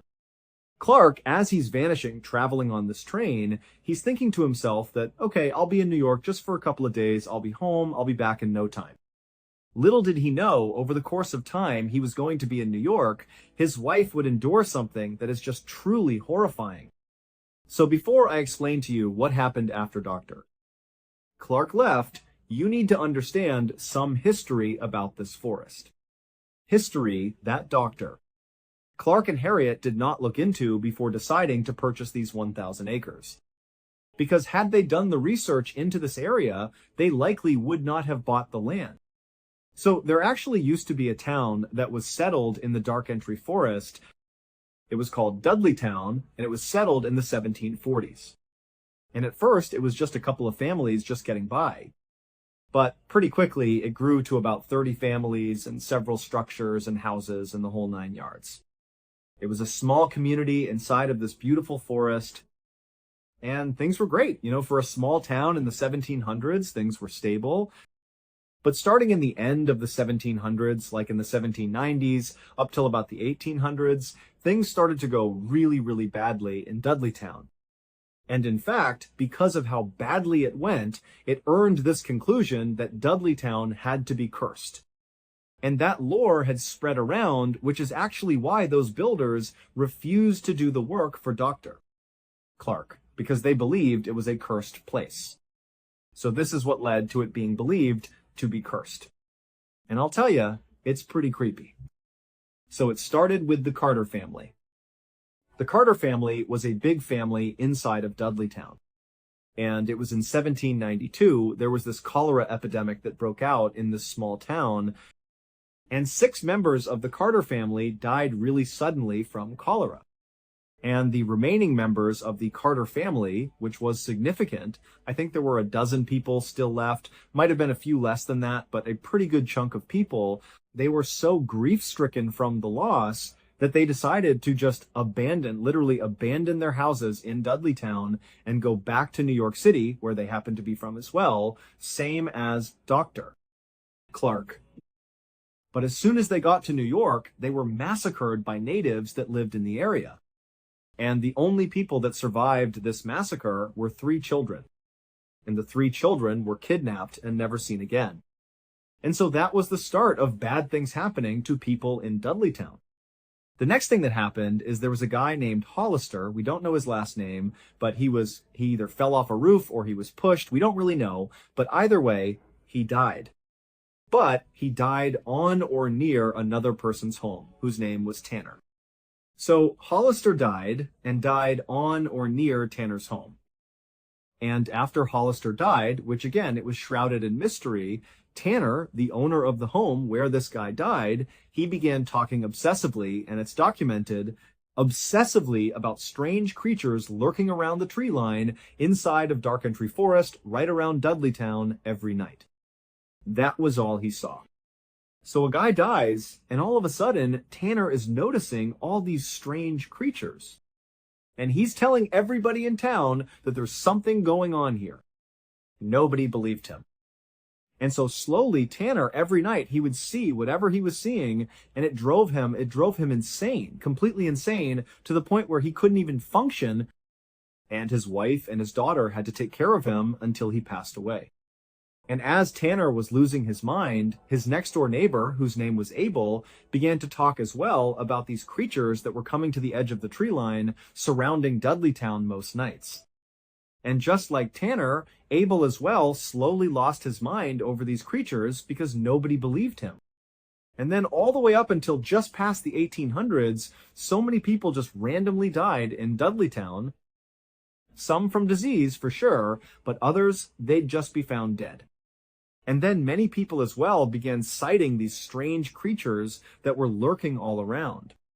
By 1900, the only family that was still alive in Dudleytown was this family called the Brophies. And it was a fairly big family. And the mother, she suddenly died of cholera. The 2 sons, they were accused of theft in another town and then fled and vanished. And so literally, it was down to John Brophy, the actual last person who was living in Dudleytown. And one night, he didn't know why, apparently, but his cabin burned to the ground. And after his cabin, or while his cabin was burning, people were called out, they saw the smoke, they came out to put out this fire. And the last anyone saw of John, who had lost his whole family, he'd lost everything, is he just turned and walked deeper and deeper into the forest and was never seen again. And no one could find him. That was it. And that was the last person who lived in Dudleytown. And that marked the moment that Dudleytown went from still being occupied to being a literal ghost town. And you can actually look up the newspaper article that documented the moment when Dudleytown became a ghost town. No one lived there. A few years later is when Dr. Clark and Harriet were taking their stroll through Litchfield County and up into Dark Entry Forest and saying, wow, this is the place for us. And they saw the ruins of Dudleytown. They walked past the crumbling foundations of these old homes, and there were all these remnants of this town that was still there. But much the way they viewed the owls as being kind of charming, they also viewed this rundown old town that was gone as kind of cute. and it made them want to stay there more. So they were aware of the town, but didn't do the research. Apparently, Dudleytown was cursed, and that is where they bought their land. So fast forward to 1918. Doctor Clark, he's left for this emergency trip to New York, and it would turn out he was only needed in New York for 36 hours. It was as short as he could have expected it to be. So, less than 2 days later, keeping his word to his wife, he was back on a train and he was heading back to that stop where Harriet had dropped him off near the Dark Entry Forest. And although this was rare, that doctor, Clark would leave his wife in the cabin. He expected her to be waiting for him at the train station. They didn't have an exact time that he was going to be there because it wasn't entirely planned, but he had said, "I'll be here in like 1 or 2 days max." And so he just kind of expected his wife to check the schedule and be at the train platform. But as he's pulling into the station, he sees his wife is not there. Now, this was not some huge cause for concern, but it was enough of a red flag that as he's pulling into the station, Dr. Clark was thinking, something feels off. And so he ended up going from the train station, and he actually walked the rest of the way. He didn't take a car or anything. He walked to that access road and made his way up to the entry of Dark Entry Forest. And as soon as he walked into the forest, so it was daylight out, he stepped into the canopy and it was dark again. And remember, it used to feel so welcoming and wonderful going into that forest. It was so peaceful. But now it had a different feel. He stepped into the forest and suddenly it felt threatening. It felt ominous. And the owls that were hooting the whole time he stepped in, it didn't feel like they were greeting him. It felt like they were telling him to leave. But he had to find his wife, and he was thinking, she's up at the cabin, that's where we need to go. And so he began kind of jogging, fast walking. He was getting a little nervous through the forest. And as he was moving through, the sounds of these owls were getting louder and louder and louder and more threatening. Until finally, when he got to the clearing, when he could actually look up and see where he built his cabin up on this hill, it was like a cacophony of noise. It was just constant hooting, almost like it didn't even sound like hooting. It was just a loud sound that was constant. And so Dr. Clark was starting to panic. But he got even more panicked when he looked up at the cabin. He didn't see his wife, but he saw the front door to this cabin, was slightly ajar. And so Dr. Clark, he ran the rest of the way up the hill, owls hooting the whole time. He got to the door, and he was terrified. He knew there was something wrong here, but he got the courage, he opened up the front door, and the second he stepped into this home, which he had loved and spent years and years in with his family, he stepped in, and everything was different. Instead of it being peaceful, he now felt this almost high-pitched sound, like inside of his head for a second. And he was confused.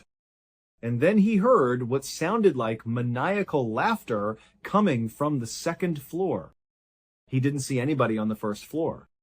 He thought it was his wife. And so he charged upstairs. He got to the landing, and he saw the door to his bedroom, where he would expect his wife to be, was slightly open. And he could hear this laughter coming from inside of this room, this maniacal, crazy, loud, high-pitched laughter. And he was totally panicked. He went to the door, and he opened it up. And there, in the back corner of the bedroom, was his wife. And she was in the fetal position.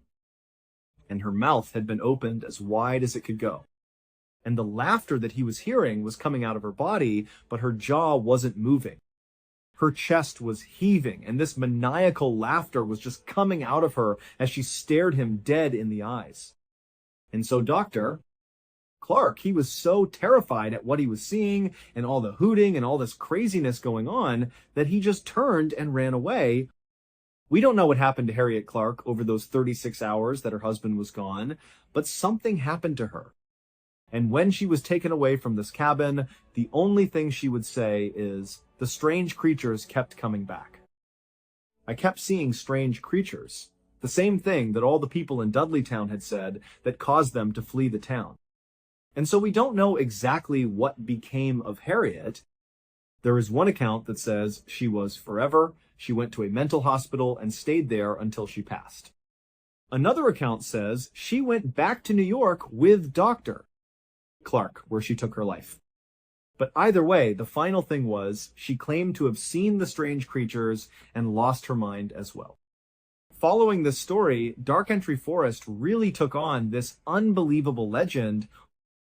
I mean, people knew about this story. They knew about the legend of the 1700s and 1800s, but this felt recent. This was a documented case of this doctor's wife. And so it spawned a lot of people going into Dark Entry Forest to see what's out there. And lots of people who went into that forest before it became illegal reported feeling phantom hands slapping them on the back and feeling really intense pockets of cold air. And actually, the very famous paranormal couple, Ed and Lorraine Warren, in the 1970s, they went out and ran a special series about what happened in the Dark Entry Forest. And they came out and said, absolutely, that forest is demonically possessed. Thank you so much for watching. Let me know what you thought of today's episode in the comments. And remember, we have a whole playlist of true crime episodes ready for you to binge right now. Until next time. See ya.